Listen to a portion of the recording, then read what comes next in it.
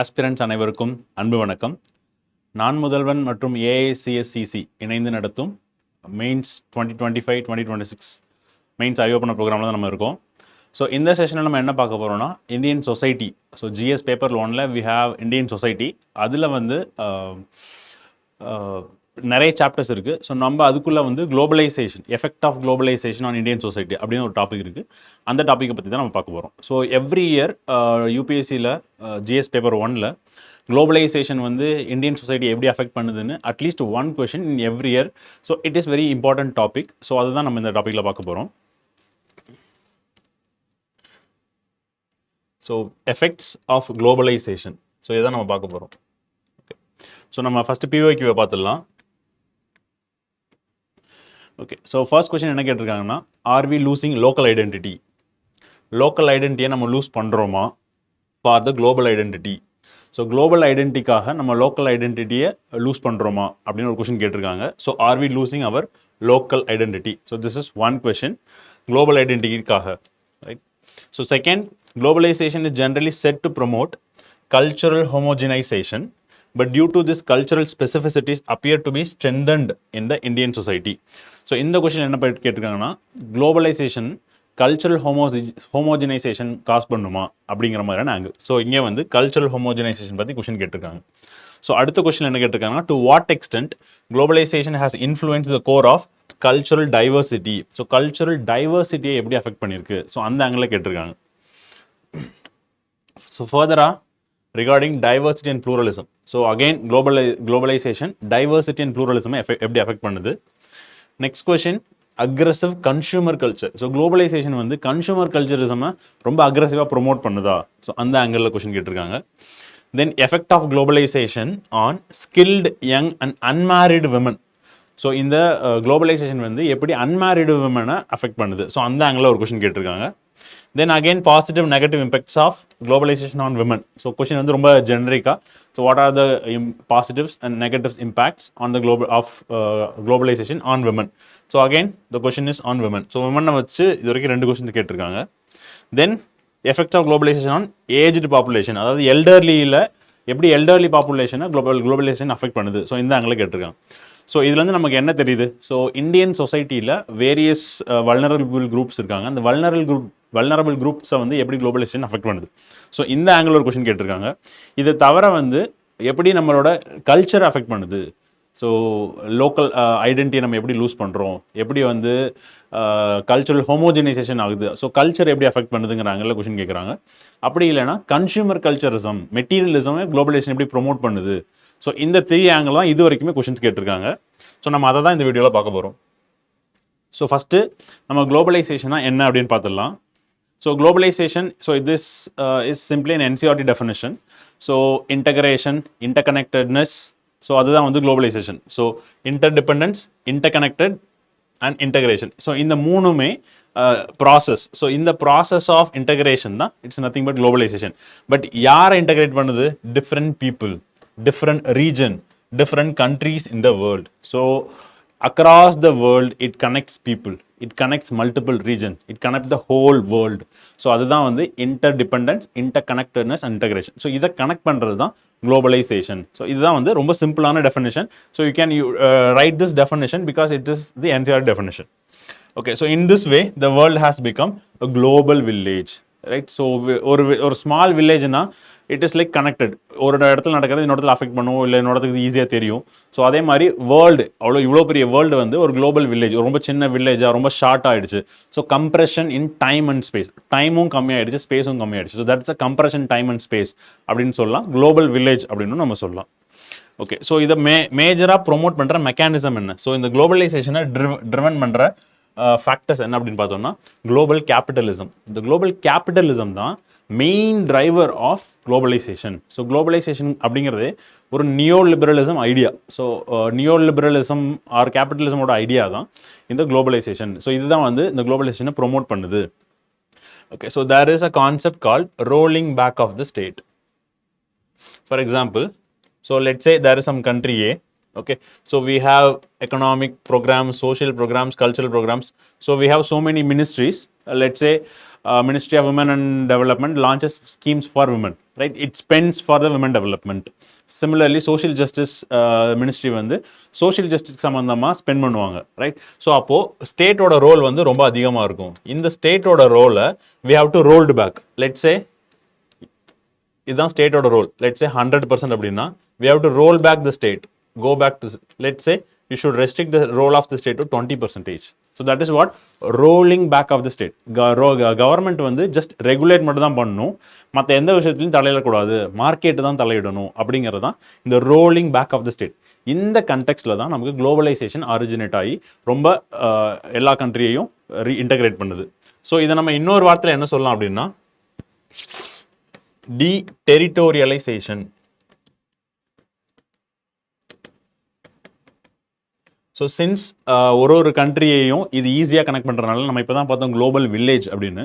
So இந்த பார்டரெல்லாம் break பண்ணுறதுனால நம்ம இது என்னன்னு சொல்லலாம் டெரிட்டோரியலைசேஷன். டெரிட்டோரியலைசேஷன் கான்செப்ட் வந்து ஒரு ஸ்டேட் கான்செப்ட், சாவர்னிட்டி பேஸ்ட். இந்த சாவர்னிட்டி இல்லாமல் அந்த சாவர்னிட்டி டைல்யூட் பண்ணுற மாதிரி டெரிட்டரியாவே டெரிட்டோரியலைசேஷனாக மாற்றுற ப்ராசஸ் தான் குளோபலைசேஷன். ஸோ அதை ட்ரிவன் பண்ணுறது தான் குளோபல் கேபிட்டலிசம். ஸோ இதுக்குள்ள ஒரு 5 மேஜர் ஃபினாமினன்ஸ் இருக்குது. So unprecedented growth of trade. So இந்த ட்ரேட் அப்படிங்கிற ரொம்ப முக்கியமான எலமெண்ட் தான் இந்த குளோபலைசேஷனை ப்ரொபல் பண்ணுது. For example 1995 we have established WTO, right? So this WTO promotes free trade. Again, that is led to the unprecedented growth of trade. This WTO is again a neoliberal idea based on the rolling back of the state. So trade promotion ரொம்ப அதிகமான அபரிவிதமான growth வந்து ட்ரேடில் நடக்கும்போது it promotes globalisation, right? Second வந்து FDI flow, increased flow of the capital. So ஒரு கண்ட்ரிலேருந்து இன்னொரு கண்ட்ரிக்கு இன்வெஸ்ட்மெண்ட் போகும். Let's say USA invest in India. So இந்த இன்வெஸ்ட்மெண்ட் எப்படி நடக்கும் அப்படின்னா குளோபலைசேஷன் மூலமாக தான் நடக்குது. ஸோ இது வந்து again drives globalization. New division of labour. Okay, so இந்த குளோபல் கேபிட்டலிசம் என்ன பண்ணுது அப்படின்னா shifting the industries from the developed countries to the developing countries. For example industrial revolution 1.0 2.0 அந்த டைம்லலாம் இண்டஸ்ட்ரீஸ் வந்து ரொம்ப அதிகமாக வெஸ்டர்ன் கண்ட்ரீஸில் டெவலப் ஆச்சு. Let's say UK, France, Japan, USA. So இந்த மாதிரியான கண்ட்ரியில் ஸோ அவங்க they have achieve lot of growth, right? So அதுக்கப்புறம் தே ஜஸ்ட் அண்டர்ஸ்டுட் இது வந்து நிறைய என்விரான்மெண்டல் இஷ்யூஸை காஸ் பண்ணுது. ஸோ அதனால் அவங்க என்ன பண்ணிட்டாங்க, எந்த இண்டஸ்ட்ரி எல்லாத்தையுமே தூக்கிட்டு வந்து டெவலப்பிங் கண்ட்ரீஸில் வச்சுட்டாங்க. ஏன் வச்சாங்க அப்படின்னா சீப் லேபருக்காக வைக்கிறாங்க, ப்ளஸ் என்விரான்மெண்டல் இம்பேக்ட்டும் நம்ம கண்ட்ரிக்கு வரக்கூடாது, பொல்யூட் ஆகக்கூடாது அப்படிங்கிறனாலையும். So they just shifted the country both cheap labour as well as environmental concern. So இந்த ரெண்டு ஆஸ்பெக்ட்டுமே created new division of labour. இதை எப்படி புரிஞ்சுக்கலாம் அப்படின்னா லெட்ஸ் சே டெவலப்டு கண்ட்ரீஸில் இருக்க கண்ட்ரீஸில் இருக்க இண்டஸ்ட்ரீஸ் எல்லாமே டெவலப்பிங் கண்ட்ரீஸ்க்கு வந்ததுக்கப்புறமா டெவலப்பிங் கண்ட்ரீஸில் வந்து இண்டஸ்ட்ரியல் growth ரொம்ப அதிகமாச்சு. ஆனால் டெவலப்டு கண்ட்ரீஸில் they just move to the knowledge economy. So அப்போ நியூ டிவிஷன் ஆஃப் லேபரை நம்ம எப்படி புரிஞ்சுக்கலாம் அப்படின்னா டெவலப்டு கண்ட்ரீஸில் it is knowledge economy, whereas in developing countries it is manufacturing or service, mostly of manufacturing, that is shifting the industries. ஸோ அப்போ இந்த மேனுஃபேக்சரிங் இண்டஸ்ட்ரீஸ் எல்லாத்தையும் டெவலப்டு கண்ட்ரீஸ்க்கு மூவ் பண்ணிட்டாங்க. காரணம் சீப் லேபர். ஆனால் டெவலப்டு கண்ட்ரீஸில் என்ன பண்ணிட்டாங்க, high paying research and development, knowledge based எக்கனாமியை அவங்க வச்சுக்கிட்டு மற்றது எல்லாத்தையும் இங்கே தள்ளிட்டாங்க, ரைட்? ஸோ இதுதான் வந்து new division of labour. So அப்போது இண்டஸ்ட்ரி அவங்க இங்கேருந்து அங்கே கொண்டு வரணும்னா they need globalisation, right? So அப்போ இதுவும் one of the important factor. அடுத்து movement of labours across the country. So ஒரு கண்ட்ரிலேருந்து இன்னொரு கண்ட்ரிக்கு movement of labours. For example இந்தியாவிலேருந்து ஆர் கேரளாவிலேருந்து வந்து ஒர்க்கர்ஸ் வந்து மிடில் ஈஸ்ட்டுக்கு போகிறாங்க அப்படின்னா so it requires globalisation. So this also drives globalisation. Then last but not the least, digitalization. It is the highest, most important driver. We can say ICT or internet, mobile phone, smartphone. So these are all led to the unprecedented increase in the interconnectedness. So அப்போ நம்ம குளோபலைசேஷனை அதிகமாக cause பண்ணுறது or the single most reason, single most ideology we can say it is global capitalism. So அதுக்குள்ளே இந்த 5 factor நம்ம ஈஸியாக ஞாபகம் வச்சுக்கலாம், ரைட்? ஸோ இதுதான் வந்து நம்மளுடைய குளோபலைசேஷனை டிரைவ் பண்ணுற ஃபேக்டர்ஸ். ஓகே, ஸோ இங்கே பார்த்தோம்னா இந்தியாவில் இந்த same time we have introduced LPG reforms in 1991. So it is nothing but liberalization, privatization and globalization, right? இந்த privatization என்ன அர்த்தம், மொத்த பப்ளிக்காக இருக்கிறத ப்ரைவேட்டுக்கு நகர்த்துறது, ரைட்? நம்ம இப்போ தான் பார்த்தோம் இல்லையா, rolling back of the state. Rolling back of the state அப்படின்னா ஸ்டேட்டோட ரோல் கம்மியாயிடும், டிஸ்இன்வெஸ்ட்மெண்ட் பண்ணிடுவாங்க, ப்ரைவேட்டை அதிகமாக இன்வால்வ் பண்ணுவாங்க. So that is privatization that drives globalization, right? So நம்மளுடைய globalization took place in 1991. So we just opened the button 1991, right? Okay. So general positive effects of the globalization. So இது எல்லாமே வந்து globalizationனால வந்து ரொம்ப அதிகமான பூமான industries. So cafes and restaurants, right? So many cafes like Italian cafes, Chinese cafes, இந்த மாதிரியான cafes and restaurants. Okay, so நிறைய digital jobs like video editors, graphic designers, YouTubers. So இது எல்லாமே இந்த மாதிரியான ஜாப்ஸ் எல்லாமே குளோபலைசேஷனால வந்த ஜாப்ஸ் தான். ஸோ குளோபலைசேஷன் வரல அப்படின்னா இந்த மாதிரியான ஜாப்ஸோட அவைலபிலிட்டி ரொம்ப கம்மி. So gym and wellness culture, so இதுவுமே வந்து வெஸ்டர்னில் இருந்து நம்ம காப்பி பண்ணிட்டு பண்ணக்கூடிய ஒரு விஷயம் தான் gym and wellness. Okay, food delivery and logistics, then small entrepreneurs. Okay, we will see one by one later. So just have some brief idea. Okay, so what are the economic impacts of the globalization? So globalisation வந்து இந்த என்னென்ன ஃபேக்டரால் cos பண்ணுது நம்ம பார்த்துட்டோம். இதனால் வரக்கூடிய impacts என்ன? So பொலிட்டிக்கலாக என்ன நடக்கும், எக்கனாமிக்கில் நடக்கும், சோஷியல் நடக்கும், அதை நம்ம பார்க்க போகிறோம். ஸோ எக்கனாமிக் இம்பேக்ட் தான் ரொம்ப இம்பார்ட்டண்டான இம்பாக்ட்ஸ். ஏன் அப்படின்னா தட் எக்கனாமி டிரைவ்ஸ், எக்கனாமிக்காக தான் இந்த குளோபலைசேஷனே வந்திருக்கு, ரைட்? ஸோ அப்போ குளோபல் கேபிட்டலிசமோட ப்ராஜெக்டே டு ஏர்ன் ப்ராஃபிட். ஸோ அப்போ எக்கனாமிக் இம்பாக்ட் தான் நம்ம ஃபஸ்ட்டு பார்க்கணும். ஸோ எக்கனாமிக்காக குளோபலைசேஷன் நமக்கு என்னென்ன பெனிஃபிட்ஸ் கொடுத்துருக்கு? So it has created lot of jobs. நம்ம இப்போ தான் பார்த்தோம் இல்லையா? ஸோ புது விதமான ஜாப்ஸ் எல்லாம் குளோபலைசேஷன் தான் கிரியேட் பண்ணியிருக்கு. ஸோ அது வந்து எப்படி கிரியேட் பண்ணியிருக்கு? டிஜிட்டலைசேஷன் மூலமாக. ஃபார் எக்ஸாம்பிள் ஜிக் எக்கனாமி அப்படின்னா, so Zomato delivery, Swiggy delivery, so இந்த மாதிரியான டெலிவரி ஆப்ஸ் வந்து அகெயின் யூஸிங் டிஜிட்டலைசேஷன். ஸோ இப்போ இது வந்து based on globalization. So it created lot of new jobs. So creating new jobs is majorly an impact of globalization. It's a positive impact, especially IT and software industries. So நம்மளுடைய software industries 1990s boom ஆனதுக்கு காரணம் we just opened this economy through LPG reforms as well as service sector, right? So அதனால தான் IT industry நமக்கு நிறைய boom ஆச்சு. அந்த IT industry boom ஆனதுனால தான் we have lot of IT cities like Chennai, Bangalore, so இந்த ஹைதராபாத், இந்த மாதிரி. ஸோ இதெல்லாம் created new jobs as well as new sectors. So இந்த நியூ ஜாப்ஸ்லாம் இதுக்கு முன்னாடி நமக்கு கிடையாது. குளோபலைசேஷன் வந்ததுக்கு அப்புறமா தான் இந்த ஜாப்லாம் உருவாச்சு. ஸோ அதனால new sectors as well as new jobs. So when jobs increase, we will achieve higher economic growth. So, right? So India's growth, reform after 1991 reform கோரம் பார்த்தோம்னா the growth rate has keep on increasing, right? Okay, so அதுக்கு main reason new jobs as well as in the new sectors. So this led to this economic growth. Okay, next one, cheaper goods. Okay, so since cheap labor is utilized here itself, so we produce the goods locally. We can also import goods. Let's say we import Chinese goods to India.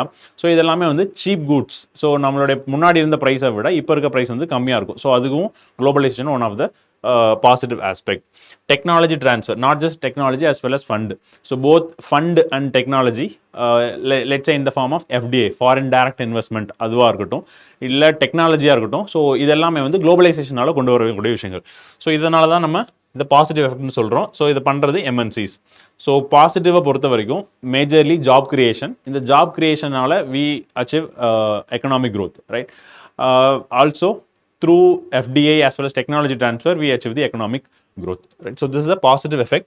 Okay, so regarding negative, deindustrialization of some of the sectors. So developed கண்ட்ரீஸ்லேருந்து இங்கே சீப்பாக பொருளை கொண்டு வரனால, for example we import Chinese goods. So Chinese goods நம்ம import பண்ணுறதுனால அந்த பொருளோட விலை வந்து ரொம்ப கம்மியாக இருக்கும். ஸோ அதுவே வந்து நம்ம இந்தியாவிலே அந்த பொருளை உருவாக்கும் போது அந்த பொருளோட விலை வந்து ரொம்ப அதிகமாக இருக்கும். ஸோ அப்போது மார்க்கெட்டில் சைனீஸ் குட்ஸும் அதிகமாக சேல் ஆகும். ஸோ அப்போ இது என்ன ஆகும்? டீஇண்டஸ்ட்ரியலைசேஷன் ஆகிடும். For example Channapatna toys. So Chinese toys, let's say cheap Chinese goods. நம்ம டாய் இண்டஸ்ட்ரி இந்தியாவிலேயே அதிகமாக பொருள் இருக்குது சைனீஸ் டாய்ஸ் தான். ஸோ ஏன் அப்படின்னா சைனீஸ் டாய்ஸ் வந்து ரொம்ப சீப். ஆனால் நம்மளுடைய toy industry like Channapatna toys, Kondapalli toys, Thanjavur தலையாட்டி பொம்மை, ஸோ இதெல்லாம் வந்து ஃபீல்டை விட்டே போயிடுச்சு. அதுக்கு காரணம் வந்து சீப் ஆஸ் வெல் அஸ் ரொம்ப அட்ராக்டிவ் கலர்ஃபுல்லான டாய்ஸ் வந்து சைனாலேருந்து வரனால. So that led to the deindustrialisation. அப்போ இந்தியன் இண்டஸ்ட்ரீஸ் காட் அஃபெக்டட். ரெண்டாவது ஜாப் இன்செக்யூரிட்டி.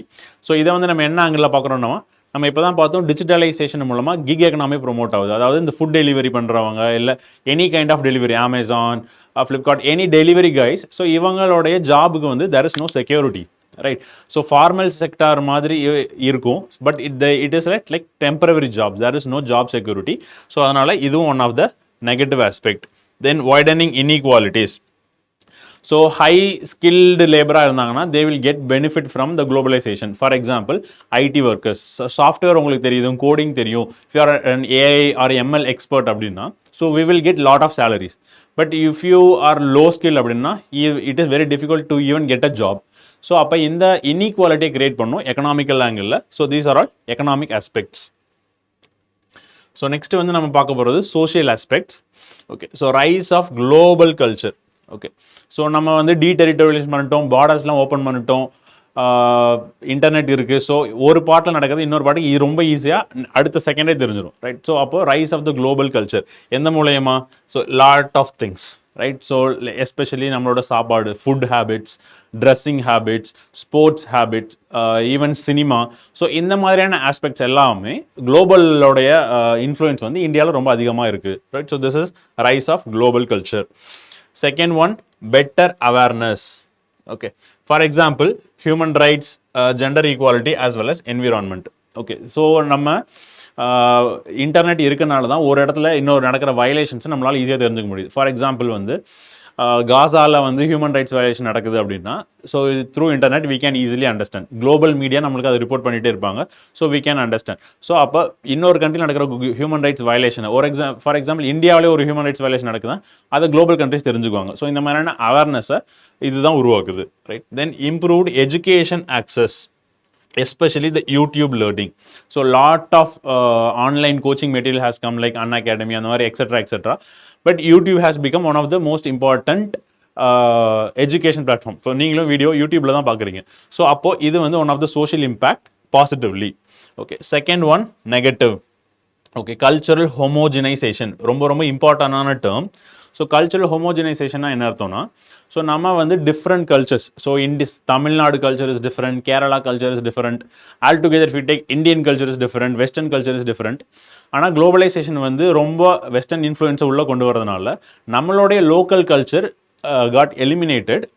நம்ம வந்து வெஸ்டர்ன் கல்ச்சரை அடாப்ட் பண்ணிடுவோம். அப்போது வெஸ்டர்ன் கல்ச்சர் ரொம்ப ஈஸியாக வந்து டாமினேட் பண்ணி நம்மளுடைய கல்ச்சரை டெஸ்ட்ராய் பண்ணும். ஸோ இதுதான் வந்து கல்ச்சரல் ஹோமோஜனைசேஷன், ஒரே மாதிரியான கல்ச்சரை கொண்டு வந்துடும். அதுதான் வந்து cultural homogenisation. Okay, so life style disease problems. Okay, so நம்ம இப்போ பார்த்த மாதிரி தான். ஸோ ரொம்ப ஸ்விக்கி ஜொமேட்டோவில் ஆர்டர் பண்ணி சாப்பிட்றது, இல்லை நம்ம அதிகமாக ஃபிசிக்கல் ஒர்க் பண்ணாமல் இருக்கிறது, ஸோ இது எல்லாமே லீட் டு ஒபிசிட்டி. ஸோ அதுதான் வந்து life style disease problems. Digital addiction, screen parenting, right. So இதெல்லாம் நம்ம ஃபர்தராக பார்க்கலாம். Okay, so political impacts. So பொலிட்டிக்கலாக என்னென்ன ப்ராப்ளமாக உருவாக்கும், என்னென்ன பாசிட்டிவ்ஸ் இதில் இருக்கும் அப்படின்னா, so spread of democratic values. So democracy அப்படிங்கிறதே ஒரு வேல்யூ, ஹியூமன் ரைட்ஸ்ங்கிறது ஒரு வேல்யூ, டிரான்ஸ்பரன்சி அப்படிங்கிறது ஒரு வேல்யூ. ஸோ இது எல்லாமே வந்து ஒரு கண்ட்ரிலேருந்து இன்னொரு கண்ட்ரிக்கு ஸ்ப்ரெட் ஆகும். ஃபார் எக்ஸாம்பிள் நம்ம வந்து ஜிஎஸ்ல படிக்கும்போது இந்த கண்ட்ரியோட மாடல் வந்து பெட்டராக இருக்குது, let's say Singapore model is better, இல்லை நார்வே சிட்டனுடைய நார்டிக் மாடல் இஸ் பெட்டர் அப்படின்னு நம்ம எப்படி சொல்கிறோம்னா, நமக்கு இது குளோபலைசேஷன் இருக்கனால தான் நமக்கு தெரியுது. ஸோ இந்த மாதிரியான பாசிட்டிவ் ஆஸ்பெக்ட்ஸை நம்ம மற்ற கண்ட்ரிலேருந்து அடாப்ட் பண்ணிக்க முடியும். ஸோ அதுதான் வந்து spread of democratic values. Then international cooperation. So climate agreements, இல்லை சைபர் செக்யூரிட்டி அக்ரிமெண்ட்ஸ், இந்த மாதிரியான குளோபல் காமன்ஸ் சம்மந்தமான அக்ரிமெண்ட்டை இது ஈஸியாக ப்ரொமோட் பண்ணும். Okay, then rise of global civil society. அதாவது NGOs like Amnesty International, Transparency International, Doctors Without Borders. So இந்த மாதிரியான என்ஜிஓஸோடைய ரோல் வந்து ரொம்ப ஈஸியாக மற்ற கண்ட்ரிக்கு போகும். ஃபார் எக்ஸாம்பிள் இந்தியாவிலே வந்து நிறைய கான்ட்ரவர்சி இருக்குது. லைக் க்ரீன் பீஸ் வந்து ப்ரொட்டஸ்ட்டை வந்து அதிகமாக உருவாக்குறாங்க. ஸோ ஒரு ப்ராஜெக்ட் வந்து அந்த ப்ராஜெக்ட்டுக்கு ஆப்போசிட்டாக ஒரு ப்ரொட்டஸ்ட்டை உருவாக்கி அந்த ப்ராஜெக்டை வளர விடாமல் தடுக்கிறது. ஸோ இந்த மாதிரியான நெகட்டிவ் ஆஸ்பெக்ட்ஸும் இருக்குது. But they also do some positive works. They bring the global funding, they will bring the global technology, they bring the global innovation. So இந்த மாதிரியான ஆஸ்பெக்ட்ஸை NGOs பாசிட்டிவ்லையும் கொண்டு வருவாங்க. So it has both positives as well as negatives. So erosion of state sovereignty. So state sovereignty என்னது? So ஒரு particular டெரிட்டரியில் state இது ultimate power making or decision making authority. ஆனால் globalization நம்ம பார்த்தோம் டீடெரிட்டோரியலைசேஷன், அந்த பார்டரையே உடச்சி ஸ்டேட்டோட பவரை டைல்யூட் பண்ணும். ஸோ அதுதான் வந்து ஸ்டேட் சாவரனிட்டி. அப்போ யார் டெசிஷன் மேக்கிங் பண்ணுவா? இந்த private companies, corporate companies, MNCs, transnational corporations. So இவங்களுடைய சே வந்து ரொம்ப அதிகமாக இருக்கும். நெக்ஸ்ட் வந்து பாப்புலிசம் அண்ட் பேக்லாஷ். அதையாவது டீக்ளோபலைசேஷன் அர்த்தம். ஸோ டீக்ளோபலைசேஷன் என்ன அர்த்தம்னா குளோபலைசேஷனுக்கு ஆப்போசிட்டாக இருது, அது ஆன்டி குளோபலைசேஷன் இல்லை டீக்ளோபலைசேஷன் சொல்லலாம். தட் இஸ் ரிவர்ஸாக போகிறது, அதாவது ப்ரொடெக்ஷனிசம் மெஷர்ஸ் எடுக்கிறது. For example making America great again அப்படின்னு ட்ரம்ப் சொல்கிறாரு இல்லையா, ஸோ அதுதான் வந்து ப்ரொடெக்ஷனிசம். ஸோ இயூவோட ப்ரொடெக்ஷனிசம், இந்தியாவுடைய ஆத்ம நிர்பார் பாரத், இதெல்லாம் வந்து ப்ரொடெக்ஷனிசம் மெஷர்ஸ். ஸோ இதெல்லாம் வந்து கோயிங் அகெயின்ஸ்ட் குளோபலைசேஷன். தென் பாலிசி கன்ஸ்ட்ரெயின்ஸ். ஸோ WTO உடைய பாலிசிஸ், ஃபார் எக்ஸாம்பிள் இந்த இந்த பொருளுக்கெல்லாம் நீங்கள் சப்சிடி கொடுக்கக்கூடாது, அக்ரிகல்ச்சருக்கு நீங்கள் சப்சிடி கொடுக்கக்கூடாது. ஸோ அப்படின்னு WTO வந்து பாலிசி கன்ஸ்ட்ரெயின்ட்டை உருவாக்குவாங்க. ஸோ அதனால் WTO ரூல் இருக்கிறனால இந்தியாவில் வந்து இந்தியன் கவர்மெண்ட்டால் அக்ரிகல்ச்சர் சப்சிடி கொடுக்க முடியாது. ஸோ அப்போ அக்ரிகல்ச்சர் சப்சிடி கொடுக்க முடியல அப்படின்னா it will lead to food security problem. அப்போது எங்கே இருந்து ப்ராப்ளம் எங்கே வரைக்கும் போகுது பாருங்கள். ஸோ WTOன்னு ஒரு ரூல் செட் பண்ணுது. ஸோ அது வந்து இந்தியாவில் ஹங்கர் ப்ராப்ளமாக உருவாக்குது, இல்லை ஃபுட் இன்செக்யூரிட்டி ப்ராப்ளமாக உருவாக்குது அப்படிங்கிறதுனால so we can say it is policy constraints from the negative aspect. Okay, so culturally positive fusion of cultures. For example, the K-pop, Indian Western fusion, as well as the Korean skincare products, Korean makeup இங்கே follow பண்ணுறது, Korean சீரியல்ஸை பார்க்குறது, BTS பார்க்குறது. So இந்த மாதிரியான aspects. So it is just mingling with Indian culture. So that is what fusion of culture. Then revival of local arts. So அங்கேருந்து இங்கே வருது, அதே மாதிரி இங்கேருந்தும் அங்கே போகுது. ஃபார் எக்ஸாம்பிள் இந்தியனுடைய கிளாசிக்கல் மியூசிக்கோ கிளாசிக்கல் டான்ஸோ வெஸ்டர்ன் கண்ட்ரியில் போய் வாசிக்கிறது, ப்ளே பண்ணுறது, அவங்க அதை லைக் பண்ணுறது. ஸோ இந்த மாதிரியான ஃபியூஷன் ஆஃப் கல்ச்சர் தான் பாசிட்டிவ். ஓகே, ஸோ நெகட்டிவ் வந்து வெஸ்டர்னைசேஷன் as well as we lose our intangible heritage. நம்ம வந்து அதிகமாக வெஸ்டர்னைசேஷன் ஆகிறதுனால, வெஸ்டர்ன் கல்ச்சர் அடாப்ட் பண்ணுறதுனால இந்தியன் வே ஆஃப் லைக்கிங் இந்த கர்நாடிக் மியூசிக்கோ இல்லை ஹிந்துஸ்தானிக் மியூசிக்கோ வில் கோ irrelevant, ரைட்? அது ஏன் அப்படின்னா நம்ம will start liking more jazz music, pop music, hip hop music or K-pop music. So இந்த மாதிரியான மியூசிக்கை நம்ம விரும்புறதுனால இந்தியனுடைய music will lose relevance. So இதுதான் வந்து positively fusion, negatively we will lose the identity itself. Okay, so environmental positive, it is it creates the cooperation. So எல்லா கண்ட்ரிஸும் ஒன்றா வந்து இந்த ப்ராப்ளம் எப்படி அட்ரஸ் பண்ணலாம். ஃபார் எக்ஸாம்பிள் இந்த கிளைமேட் சேஞ்ச் நெகோசியேஷன்ஸை ப்ரொமோட் பண்ணுறது குளோபலைசேஷன் தான். பட் அதே சமயம் it also cause negative. For example நம்ம முன்னாடியே பார்த்த மாதிரி டெவலப்டு கண்ட்ரீஸ்லேருந்து இண்டஸ்ட்ரீஸ் டெவலப்பிங் கண்ட்ரிஸ் வரும். ஸோ அப்போ இங்கே வந்து என்விரான்மெண்டல் பொல்யூஷன் வந்து அதிகமாகும், அப்போ என்விரான்மெண்டல் டீக்ரடேஷன் அதிகமாகும். ஸோ அதுதான் வந்து environmental degradation and pollution. So transboundary pollution as well as climate vulnerability. So இது எல்லாமே வந்து கம்பெனிஸ் வந்து MNCs வந்து டெவலப்டு கண்ட்ரிஸோட MNCஸாக இருக்கும், கம்பெனிஸாக இருக்கும். பட் ஆனால் we face the water problem. இங்கேருந்து தான் நிறைய தண்ணி உறிஞ்சு எடுப்பாங்க. ஃபார் எக்ஸாம்பிள் இப்போ பெப்சி, கோகோ கோலா அப்படின்னா so they will take lot of water, right? So it affects water security, water ப்ராப்ளமும் கிரியேட் பண்ணும். அதே மாதிரி இண்டஸ்ட்ரீஸ், பெரிய ஆட்டோமொபைல்ஸ் இண்டஸ்ட்ரீஸ் இருக்குது, இல்லை வேறு ஏதாவது பெரிய இண்டஸ்ட்ரீஸ் இருக்குன்னா they will release lot of pollutants, right? So it will affect, it will create lot of air pollution. So இந்த மாதிரியான ப்ராப்ளம் உருவாக்கும். This is what environmental impacts negatively. Okay, so இப்போது நம்ம ஓரளவுக்கு பார்த்துட்டோம். So what are positive impacts, negative impacts in political, social, economic, environmental, cultural aspect. So ஒரு 5 ஆஸ்பெக்டில் பார்த்தோம். So இப்போ வந்து ரொம்ப ஸ்பெசிஃபிக்காக 2-3 ஆஸ்பெக்டில் நம்ம பார்க்க போகிறோம். ஸோ ஜென்ரலாக what is the effect of globalisation? So if you take effect of globalization, it is uneven social impact. It is not an even social impact. It created an uneven social impact. சில செக்டாரில் it is positive, சில செக்டாரில் it is negative. நம்ம இப்போ பார்த்தது தான், we have seen both positive as well as negative. So it has created uneven social impacts. Okay, for example the traditional fishing community. So காலங்காலமாக தலைமுறையாக ஒரு படகை வச்சு ட்ரெடிஷ்னலாக ஃபிஷ் பண்ணிட்டு இருப்பாங்க. ஆனால் குளோபலைசேஷன் என்ன பண்ணிடுச்சு, ஒரு பெரிய fishing boat with fishing trawls கொண்டு வரும்போது அவங்க ஈஸியாக மெக்கனைஸ்டு போட்டிங்னால, அட்வான்ஸ் டெக்னாலஜினால they will catch more fish in a very less amount of time. So அப்போ இது வந்து ட்ரெடிஷ்னல் ஃபிஷிங்கை அஃபெக்ட் பண்ணும். அப்போ இவங்க பிடிச்சிட்டு வர ஃபிஷிங்க்கு காஸ்ட் அதிகமாக இருக்கும், வேறு ஃபாரின் ட்ராவலர்ஸோட ஃபிஷ்ஷோட காஸ்ட் வந்து ரொம்ப கம்மியாக இருக்கும், ரைட்? ஸோ அப்போ it will affect their livelihood. Okay, let's say there is a traditional gum collecting job. ஸோ மரத்துலேருந்து இந்த பிசின் ஒழுகும் இல்லையா, ஸோ அதை கலெக்ட் பண்ணி அது மூலமாக லைவ்லிஹுட்டை உருவாக்கக்கூடிய கம்யூனிட்டிஸ் குஜராத்தில் இருக்காங்க. பட் குளோபலைசேஷன் மூலமாக we just import such gum from Sudan. So இப்போ இந்த சூடான்லேருந்து நம்ம இம்போர்ட் பண்ணுறோம் அப்படின்னா அப்போ இவங்களுடைய livelihood with will easily get affected, right? Okay, so how will it affect labour? So how globalisation will affect labour. So நம்ம முன்னாடியே பார்த்தோம் குளோபல் கேபிட்டலிசமில் it creates new international division of labour. அதாவது குளோபல் லெவலில் it creates international division of labour. அதாவது western கண்ட்ரீஸ்லாம் knowledge எக்கனாமியும், developing கண்ட்ரீஸில் வந்து பொல்யூட்டிங் மேனுஃபேக்சரிங் எக்கனாமியும் ரன் ஆகும். So it created division of labour, right. Then okay, so ஏன் வந்து இது நடக்குது, ஸோ இந்த இன்டர்நேஷ்னல் டிவிஷன் ஆஃப் லேபர் அப்படின்னா, so we can understand from the Nike example. Nike நம்ம ஷூ போடுவோம் இல்லையா, Nike chappal, Nike shoe, sports wears, athlete wears. So இதை உருவாக்குற நைக் கம்பெனி வந்து ஒரு யூஎஸ் கம்பெனி. ஆனால் 1960s அப்போ Nike shifted its manufacturing base to Japan. So by the time Japan is not developed country. So ஜப்பானுக்கு sent பண்ணாங்க. காரணம் cheap labour. So later Japan கொஞ்சம் வளர்ந்து எக்கனாமிக்கலி வளர்ந்ததுக்கப்புறமா ஜப்பானில் வந்து எக்கனாமி அதாவது லேபரோட காஸ்ட் அதிகமாயிருச்சு. ஸோ அப்போ என்ன பண்ணிட்டாங்க, Nike company shifted to south Korea. South Korea அந்த டைமில் டெவலப்டு கண்ட்ரியாக மாறலை, அப்போ சீப் லேபராக இருந்தாங்க. ஸோ இப்போ சவுத் கொரியாவில் சீப் லேபராக இருந்தனால கண்ட்ரிஸ் நைக் வந்து அங்கே மூவ் ஆச்சு. ஸோ பின்னால் சவுத் கொரியாவும் டெவலப்டாக மாறினதுனால so they shifted the company to Thailand, right. And then they also shifted to India. You can see, so from யூஎஸ்லேருந்து ஜப்பானுக்கும், சவுத் கொரியாவுக்கும், தாய்லாண்டுக்கும், இந்தியாவுக்கும், ஸோ இந்த மாதிரி the companies will keep on shifting their manufacturing base. ஏன் shift பண்ணுறாங்க?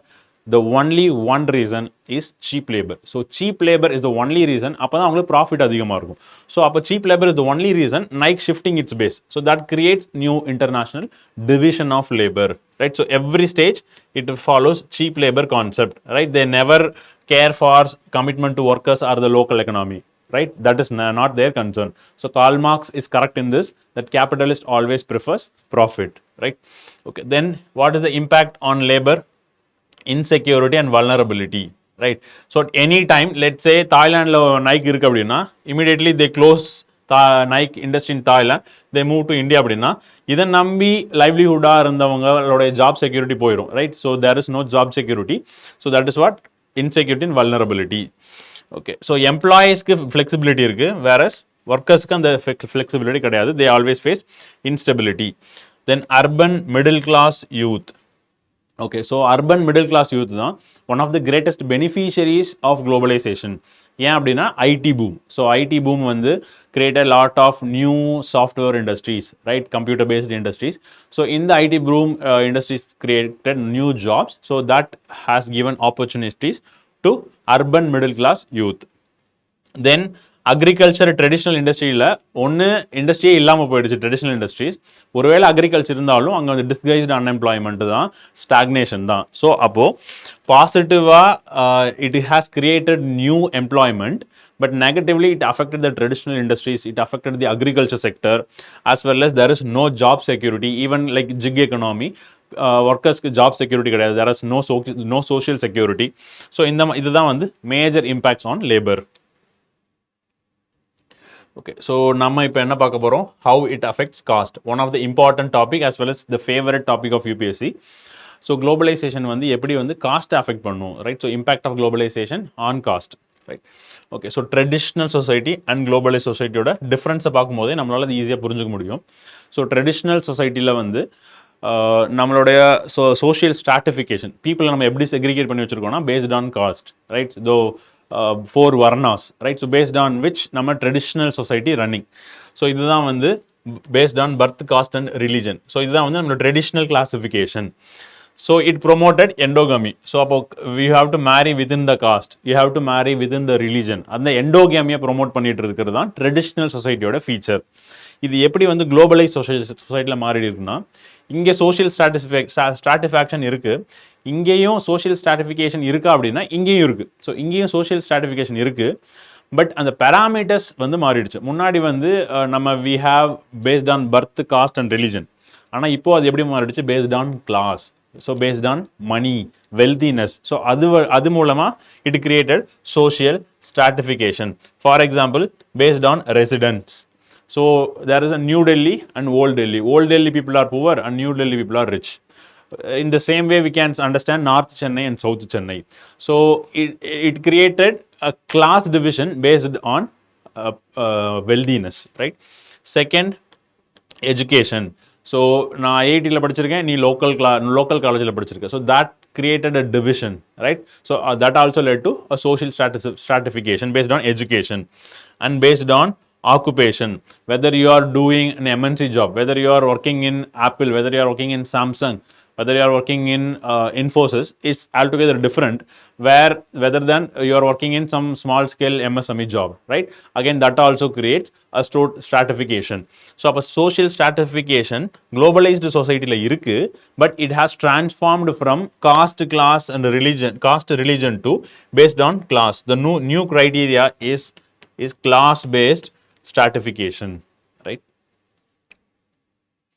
Okay, so what are the positive impacts? So globalization எப்படி வந்து காஸ்ட் பிரேக் பண்ணியிருக்கு அப்படின்னு தான் நம்ம பார்க்குறோம். ஸோ ஃபஸ்ட்டு வந்து decline of caste based occupation. Okay, so traditional சொசைட்டியில் நம்ம இப்போ தான் பார்த்தோம், it is based on social stratification is based on the caste. ஆனால் எப்படி வந்து குளோபலைசேஷன் அந்த காஸ்ட் பேஸ்டு ஆக்குபேஷனை உடச்சிருக்கு. ஸோ ஃபாதர் வந்து ஒரு வேலை செய்கிறாருன்னா பையனும் அதே வேலை செய்வான், அவனோட பையனும் அதே வேலை செய்வான். So traditionally their family based occupation or caste based occupation continues, right? But அதை வந்து உடச்சது நம்மளோட குளோபலைசேஷன் தான். ஸோ ஃபார் எக்ஸாம்பிள், இப்போது ஒரு சலூனில் முடிவெட்டுறவரோட பையன் வந்து படிச்சுட்டு he will become a software engineer, right? So he did not become having one more saloon shop, rather he became a computer scientist. So that was created due to globalization. So a decline of caste based occupations was due to the IT boom, IT as well as BPO jobs, right? So in the jobs வந்து unlike the traditional society, Brahmins இந்த job தான் பண்ணணும், வைசியாஸ் இந்த job தான் பண்ணணும், சுத்ராஸ் இந்த job தான் பண்ணணும். ஸோ இதையெல்லாம் பிரேக் பண்ணிவிட்டு யார் வேணாலும் எந்த ஜாப் வேணாலும் பண்ணலாம். ஸோ அப்படிங்கிறது தான் வந்து நம்மளுடைய ID as well as BPO jobs. So it led to decline of caste based jobs. Second, urban social mixing. Okay, so traditional society la globalization வராதுக்கு முன்னாடி இந்த social mixing concept, it is very rare, especially in villages. So one caste will not merge with the other caste, right? And the mixing irukadu, right? Whereas in the globalization enna paniduchu, it created a mixing of people. For example, if there is a company called Infosys அப்படினு இருக்குனா, Infosys ஒரு team based ஒரு project பண்ணிட்டு இருப்பாங்க. So அந்த team based ப்ராஜெக்டில் எல்லா காஸ்ட்டில் இருந்தோன பீப்புளும் அதில் கண்டிப்பாக இருப்பாங்க, ரைட்? ஒன்று வந்து அவங்களோட காஸ்ட்டை பற்றி அவேர்னஸே இல்லாமையும் இருக்கலாம், இல்லை தெரிஞ்சிருந்தாலும் அவங்களுக்கு ஒரு பெரிய விஷயமாக இல்லாமல் இருக்கலாம். ஸோ இந்த மாதிரியான decline of caste based recognition led to urban social mixing, which was absent in the traditional society. Then merit based opportunities. Okay, so அதே Infosys கம்பெனிக்கு நான் ரெக்ரூட் பண்ணணும்னா I will not recruit based on caste, right? I will recruit based on the skills. So skill is greater than caste. So that again implication of positive impact of globalization. Then social media spreads anti-caste movement. Okay, so anticaste movement Ambedkar டைமில் இருந்தே இருக்குது, அதுக்கு முன்னாடி இருந்தும் இருக்குது. But social media வந்ததுக்கப்புறமா, globalisation வந்ததுக்கப்புறமா இது வந்து became global, right? So we have Ambedkar Foundation in Malaysia, we have Ambedkar Foundation in Europe, we have Ambedkar Foundation in USA as well. So the anti-caste movement took place globally, right? So this also led to decline of casteism. Then globalization promoted intercaste marriages, it promoted co-dining, it promoted co-residence, right? So நம்ம ட்ரெடிஷ்னலாக ரூரலில் வந்து we have concept called untouchability, we have concept called lower caste, Shudras. So இவங்க எல்லாத்தையுமே வந்து ஊருக்கு ஓரமாக ஒதுக்குப்புறமாக வச்சுருப்பாங்க, ரைட்? ஸோ இப்போ அந்த மாதிரியான கான்செப்ட்லாம் கிடையாது. எவ்ரிபடி ஒரு அப்பார்ட்மெண்ட்டில் everybody can stay together, right? So co residence, எல்லோரும் ஒன்றா உட்காந்து சாப்பிடுவாங்க, co dining, as well as intercaste marriages, one of the important concept. Even அம்பேத்கரும் இதை தான் ப்ரொமோட் பண்ணார், இன்டர்காஸ்ட் மேரேஜஸ் பண்ணணும் அப்படின்ட்டு. காஸ்ட் அபாலிஷ் பண்ணணும்னா இன்டர்காஸ்ட் மேரேஜ் பண்ணணும். ஸோ அதை ப்ரொமோட் பண்ணுறது குளோபலைசேஷன். ஸோ அப்போது positive angle is much higher for caste. So globalisation வந்து காஸ்டோட ரெலவன்ஸை ரொம்பவே கம்மி பண்ணியிருக்கு. Okay, so regarding negative, so நெகட்டிவ்னு சொல்லும்போது நம்ம டேரெக்டாக குளோபலைசேஷன் இட் செல்ஃப் காஸ்ட்டை வந்து எந்த வகையிலும் நெகட்டிவ் அஃபெக்ட் பண்ணலை. So what we can say, positive impact of globalization வந்து ரூரல் ஏரியாவுக்கு பெர்குலேட் ஆகலை. ஸோ அர்பன் ஏரியாவில் இருக்கக்கூடிய குளோபலைசேஷன் கான்செப்ட் வந்து ரூரல் ஏரியாவுக்கும் போய் சேரலை. ஒருவேளை போய் சேர்ந்துருந்தா அங்கேயுமே அது காஸ்ட்டோடைய ரோலை கம்மி பண்ணியிருக்கும். ஸோ அப்போ percolation did not happen. So it not yet percolated. So that is why villages still opposes Dalit cooks in the midday meal scheme. Right? UPSC even asked one question in ethics paper, case study paper. So Dalit cook வந்து villageல வந்து oppose பண்றாங்க அப்படின்னா still the relevance of caste exists. Right? So இதுக்கு globalization நெகட்டிவா எதுவும் affect பண்ணல, but positive impact of globalization வந்து போய் சேரல. ஒருவேளை அர்பன்ல பாசிட்டிவ் இம்பாக்ட் போய் சேர்ந்த மாதிரி ரூரல்ல போய் சேரல. So that is what we call it is. That's why I have not put under negative impact. Right? So regarding negative impact, it creates inequalities. Right? So economic inequalities class based இருந்தாலும் அது வந்து cost paste of இன்இக்வாலிட்டியை உருவாக்கும். For example lower காஸ்ட்ல இருக்கிறவங்க so கால் lower cost பீப்புளுக்கு அந்த economic opportunity கிடைக்காம இருந்திருக்கும். Whereas higher cost பீப்புளுக்கு அந்த எக்கனாமிக் ஆப்பர்ச்சுனிட்டி ஈஸியாக கிடைக்கும். ஸோ அப்போ it creates inequality. Right? Second one, commodification of cost.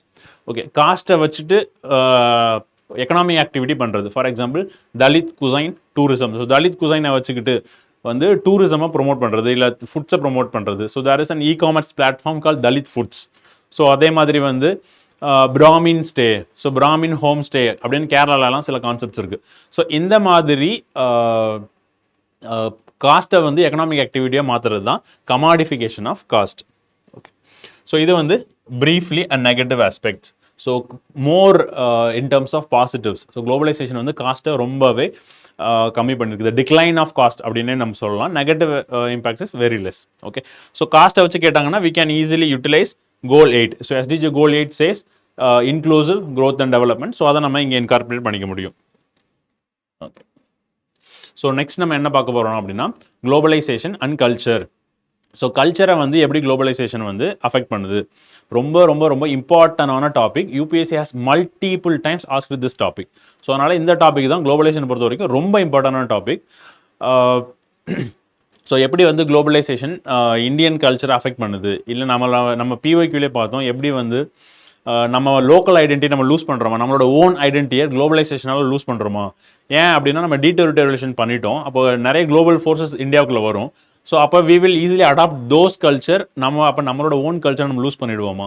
So இந்த மாதிரியான ஆஸ்பெக்டை தான் யூபிஎஸ்சி இந்த கொஸ்டின்ஸில் கேட்க போகிறாங்க. Okay, so globalisation deeply shapes cultural life. Okay, இங்கே வந்து ஒரு வார்த்தைகள் ரொம்ப முக்கியம். They're all very important keywords. It deeply shapes cultural life. It's just shaping the cultural life. அது என்ன நம்ம பின்னாடி புரிஞ்சுக்கலாம். Okay, so India's historical openness. Okay okay so India வந்து cultural wise not exclusionary country. மற்ற கல்ச்சர் நாங்கள் adopt பண்ண மாட்டோம் அப்படின்னு சொல்லக்கூடிய கண்ட்ரி கிடையாது. India is always historically open. So நம்ம ஈவன் ஃப்ரம் ஹரப்பன் சிவிலைசேஷன் எடுத்துக்கிட்டோம்னா they was trading with Sumerian civilization. So அப்பயுமே கல்ச்சுரல் எக்ஸ்சேஞ்சஸ் நடந்திருக்கு. ரைட்? அப்போது கல்ச்சர் வந்து இந்தியாவில் த்ரூ அவுட் ஹிஸ்ட்ரி எப்போவுமே நடந்துட்டு இருந்திருக்கு. அப்போது ஏன் அப்படின்னா இந்தியா வந்து historical open to different cultures. Right? அதனால தான் இந்தியாவுக்குள்ள வந்து different religions coexist, different languages coexist, different races coexist. So India has Mongolian race, India has proto Australoid race, India has Aryan race, Dravidian race. So இந்த மாதிரி races இருக்கிறதுக்கும் காரணமும் so India is open to the different cultures. So that is one of the important aspect. So India absorbed external cultures. Second, the concept of Vasudeva Kudumbakam, right? So India oda concept, world is one family, right?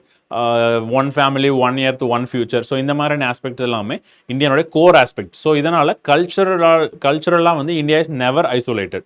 So அதுக்கு தான் there is one Sanskrit saying Kupamanduka warning. So what is this Kupamanduka warning? தமிழில் சொல்லணும் அப்படின்னா கிணத்து தவளை. Right? So you can just see it. ஒரு கிணத்துக்குள்ளே ஒரு தவளை இருக்கும். ஸோ அந்த தவளை வந்து என்னோட வாழ்க்கை தான் சிறந்த வாழ்க்கை, நான் வாழ்கிறது தான் பெஸ்ட், என்னோட கல்ச்சர் தான் பெஸ்ட் அப்படின்னு நினச்சிக்கிட்டே இருக்கும். பக்கத்தில் ஒரு கடல்லேருந்து ஒரு தவளை வந்து தெரியாமல் இந்த கிணத்துக்குள்ளே விழுந்துடும். ஸோ இப்போ இந்த ரெண்டு தவளையும் பேசிகிட்டு இருக்கும்போது இந்த தவளை இதோட வாழ்க்கை முறையை பற்றி பேசும், அந்த கடல் தவளை அதோட வாழ்க்கை முறையை பற்றி பேசும். ஸோ கடல் தவளை வந்து கடல் வந்து இவ்வளோ பெருசு, அது இப்படி இருக்கும் அப்படி இருக்கணும் அதை பற்றி வருணனை பண்ணிட்டு இருக்கும்போது கிணத்து தவளை அதை நம்பாது. ஸோ அப்போது கடல் தவளை என்ன பண்ணும், கிணத்து தவளையோ பேசி கன்வின்ஸ் பண்ணி மேலே கூட்டிகிட்டு வரும். மேலே வந்து பார்த்ததுக்கு அப்புறம் தான் தெரியும் கடல் எவ்வளோ பெருசு, இந்த உலகம் எவ்வளோ பெருசு. ஸோ அப்படின்னு. ரைட்? ஸோ அப்போ அதுதான் வந்து குப்பமுண்டகா வார்னிங். ஸோ கிணத்து தவளையாக இருக்கக்கூடாது. We should engage with people. So kupa means frog. Right? Kupa means well, manduka means frog. Right? So that is what Kupamanduka frog, warning, frog in the well. So Indian tradition வந்து எப்பவுமே open to all the cultures. So you can utilize these kind of terms for answer writing. Okay, so why Indian culture is adaptive? நம்ம இப்போ தான் பார்த்தோம். So concept of Vasudhaiva Kudumbakam, concept of Kupamanduka warning. So these are all led to adaptive. Is there further we can understand? Yes.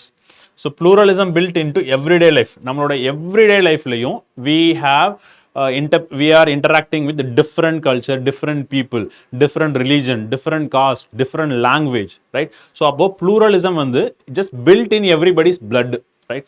So that is what we say, it is there in every Indian's blood. So pluralism is naturally present in Indians.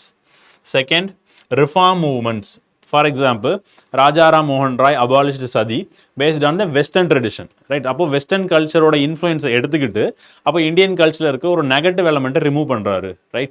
So taking western influence, then convincing people sati is bad, then he is abolishing sati, right? So that is why tradition redefined through reform movements, right? So again Indian culture is adaptive. So Indian culture வந்து சதியை வந்து positive morality அப்படி நினச்சிட்டு இருந்தது. But ஆனால் இது வந்து ரொம்ப bad, will taking from western tradition, so it was abolished. So Indian culture is adaptive. Then shared civilizational ethos. So எல்லா ரிலீஜனாக இருக்கட்டும், எல்லா காஸ்டாக இருக்கட்டும், different people இருக்கட்டும், so the single concept which links everybody அப்படின்னா டாலரன்ஸ். ஸோ எல்லாத்துக்கிட்டையுமே இந்த tolerance இருக்கும். So Muslim community will recognize, will accept Indian Hindu majority, well as Hindu also do the same thing to Christians as well as Muslims.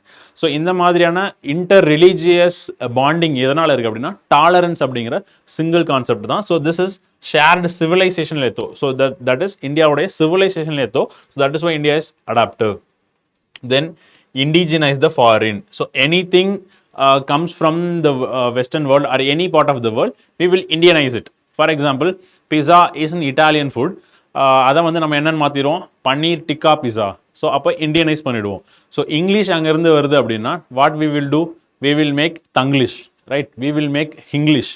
So Hindi plus English Hinglish, Tamil plus English Tanglish. So these kind of Indianization of the foreign concept, right? So இதனாலையும் Indian culture is adaptive. So these are all ரொம்ப இம்பார்ட்டன்டான keywords to write answers, right?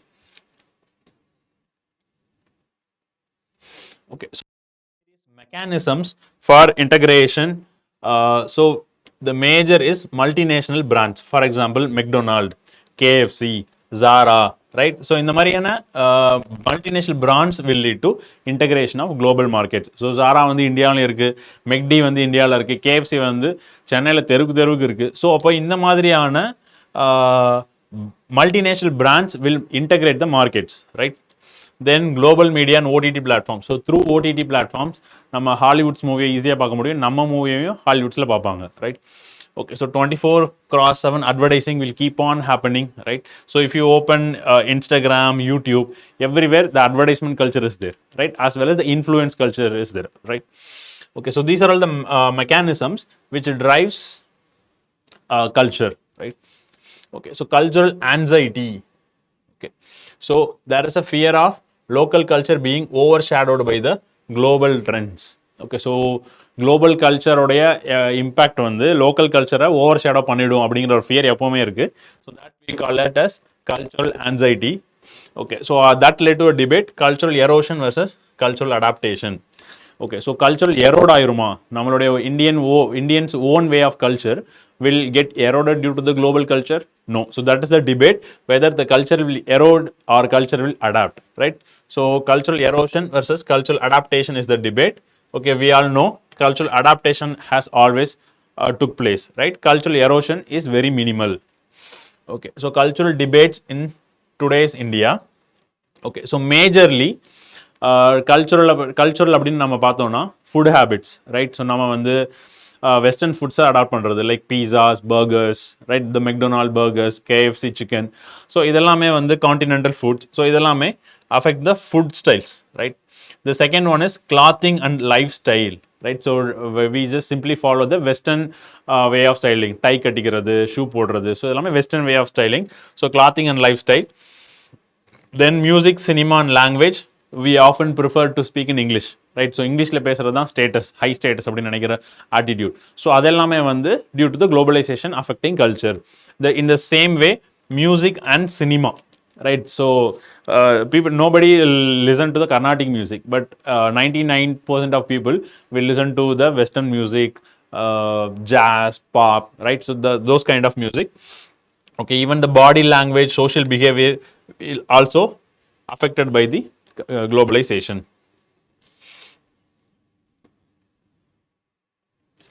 Okay, strengthening of local identity. Okay, so இவ்வளோ நேரம் என்ன பார்த்தோம்னா எப்படி globalisation வந்து நம்மளுடைய கல்ச்சரை எரோட் பண்ணுமா அடாப்ட் பண்ணணும்னு பார்த்தோம். Culture will always get adapted. Okay, so adaptation ஒரு பக்கம் இருக்கட்டும், கல்ச்சர் ஸ்ட்ரென்தன் ஆகும். அதாவது இருக்கிற கல்ச்சர், லெட்ஸ் சே இருக்கிற culture will get adapted with the western. So இது வந்து Indian culture, this was western culture, like adapted, right? We also wear dhoti, we also wear pant shirt, right? Both coexist together. This is what adaptation means. Whereas this is Indian. So due to globalization, this has become elevated. It has become more Indian. That is, the India become global. Right. So whether this can be possible? Yes, that is what we are going to study. Strengthening of local identity. That is, yoga, Ayurveda have become global property. So United Nations launched the International Day of Yoga, right? So appo yoga become a global phenomena, right? Then rise of regional films.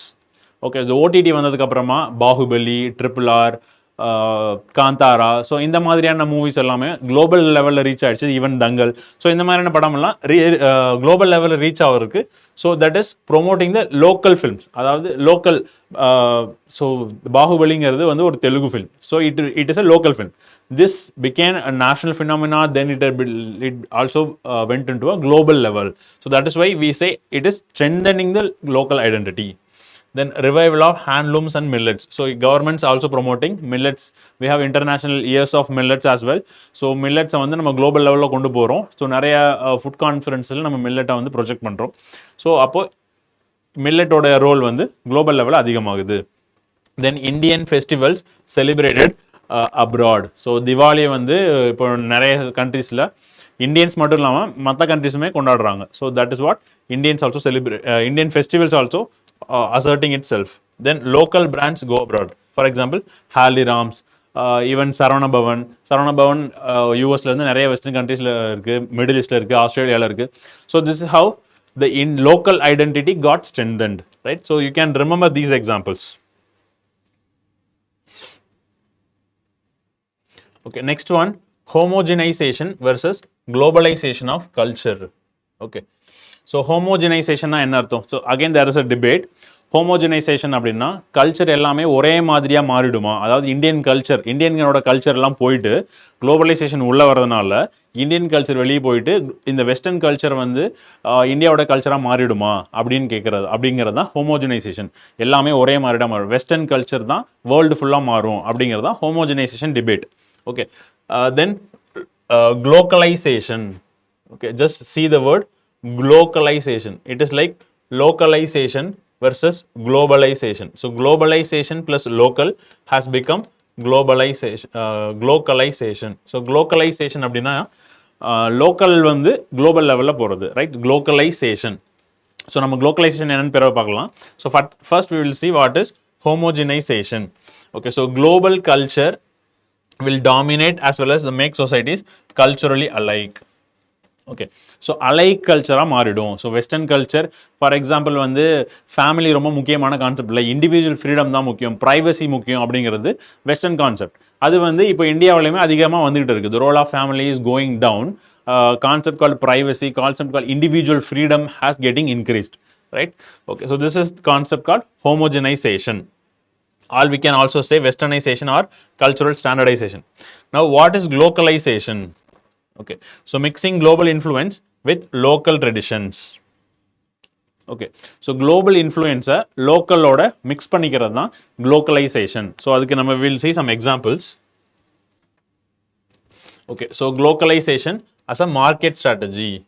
So இதை market ஸ்ட்ராட்டஜியாகவே use பண்ணிக்கிறது. Okay, so foreign ஃபார்ம்ஸ்லாம் என்ன பண்ணுவாங்க அப்படின்னா, for example இப்போது பர்கர்ஸை கொண்டு வராங்கன்னா அந்த பர்கரோட taste வந்து இந்தியன்ஸ் பிடிக்காம இருக்கும். அப்போ இந்தியனோடைய சில கான்செப்டை எடுத்து அந்த பர்கரோட மிக்ஸ் பண்ணி they will sell the burger. For example மெக்டொனால்டில் they have just selling as McAloo tikki paneer ginger burger. So இது எல்லாமே வந்து mixing Western products with the Indian products. So this is what glocalization means. For example, Starbucks selling masala chai. So masala chai அப்படிங்கிறது it's an Indian concept, nowhere present, right? அப்போ Starbucksங்கிறது ஒரு foreign company, that is UK company. So UK company selling a masala chai is what glocalization. In the similar way, McDonald's வந்து doing beef in foreign countries, whereas இந்தியாவில் வந்து vegetarian plus chicken மட்டும்தான், they will not do beef in India. இந்த similar way Navratri festival வந்துச்சுன்னா they will only go for vegetarian. அப்போது so depending on India's preference and taste they will change according to the local condition. So that is what the glocalization means, right? Okay, next one, gender and culture. So how this gender aspect of culture, so gender aspect of culture will get affected due to globalization அப்படிங்கிறதான் பார்க்க போகிறோம். So நம்ம முன்னாடியே பார்த்தது தான் எப்படி ராஜா ராம் மோகன் ராய் வந்து த்ரூ வெஸ்டர்ன் கான்செப்ட் வெஸ்டர்ன் ரேஷனலிசமை யூட்டிலைஸ் பண்ணி abolished sati, right? In the same way in today also based on the concept of equality, based on the concept of justice, right? So இதெல்லாமே இந்த கான்செப்ட் மூலமா we have to establish women empowerment or gender equality. So இதெல்லாம் கொண்டு வர்றதுக்கு we need the western culture. அப்போ இந்த culture as part of gender culture affects due to the globalization positively. Okay, for example, okay, so women's rights are seen as part of cultural progress, right? So when we give equal rights to women, it should be seen as cultural progress, not a threat, because here we just see the debate whether culture versus women's rights getting affected. Okay, so this is very complex phenomena. Culture is there, women's rights is there, as well as globalization is there. How globalization, women's right is part of this culture, how the globalization affects this, right? So இந்த angle தான் நம்ம இந்த கொஸ்டினை பார்க்கணும். Okay, so conservatives என்ன சொல்லுவாங்க? No, ட்ரெடிஷ்னலாக வந்து விமன் ரோல் வந்து இதுதான், இவங்க விமன் இதை தான் செய்யணும், ஈக்குவாலிட்டி கொடுக்கக்கூடாது, பேட்ரியார்கி சொசைட்டி தான் இந்தியன் சொசைட்டி. அப்போது குளோபலைசேஷன் வந்து இதை அஃபெக்ட் பண்ணுது, அப்போ குளோபலைசேஷன் இஸ் அ த்ரெட் அப்படின்னு சொல்கிறது தான் conservative argument. But rational argument வந்து we have to bring the western concept of equality, justice. So அந்த கான்செப்ட் மூலயமா கொண்டு வந்தோம்னா then India's culture has to move forward.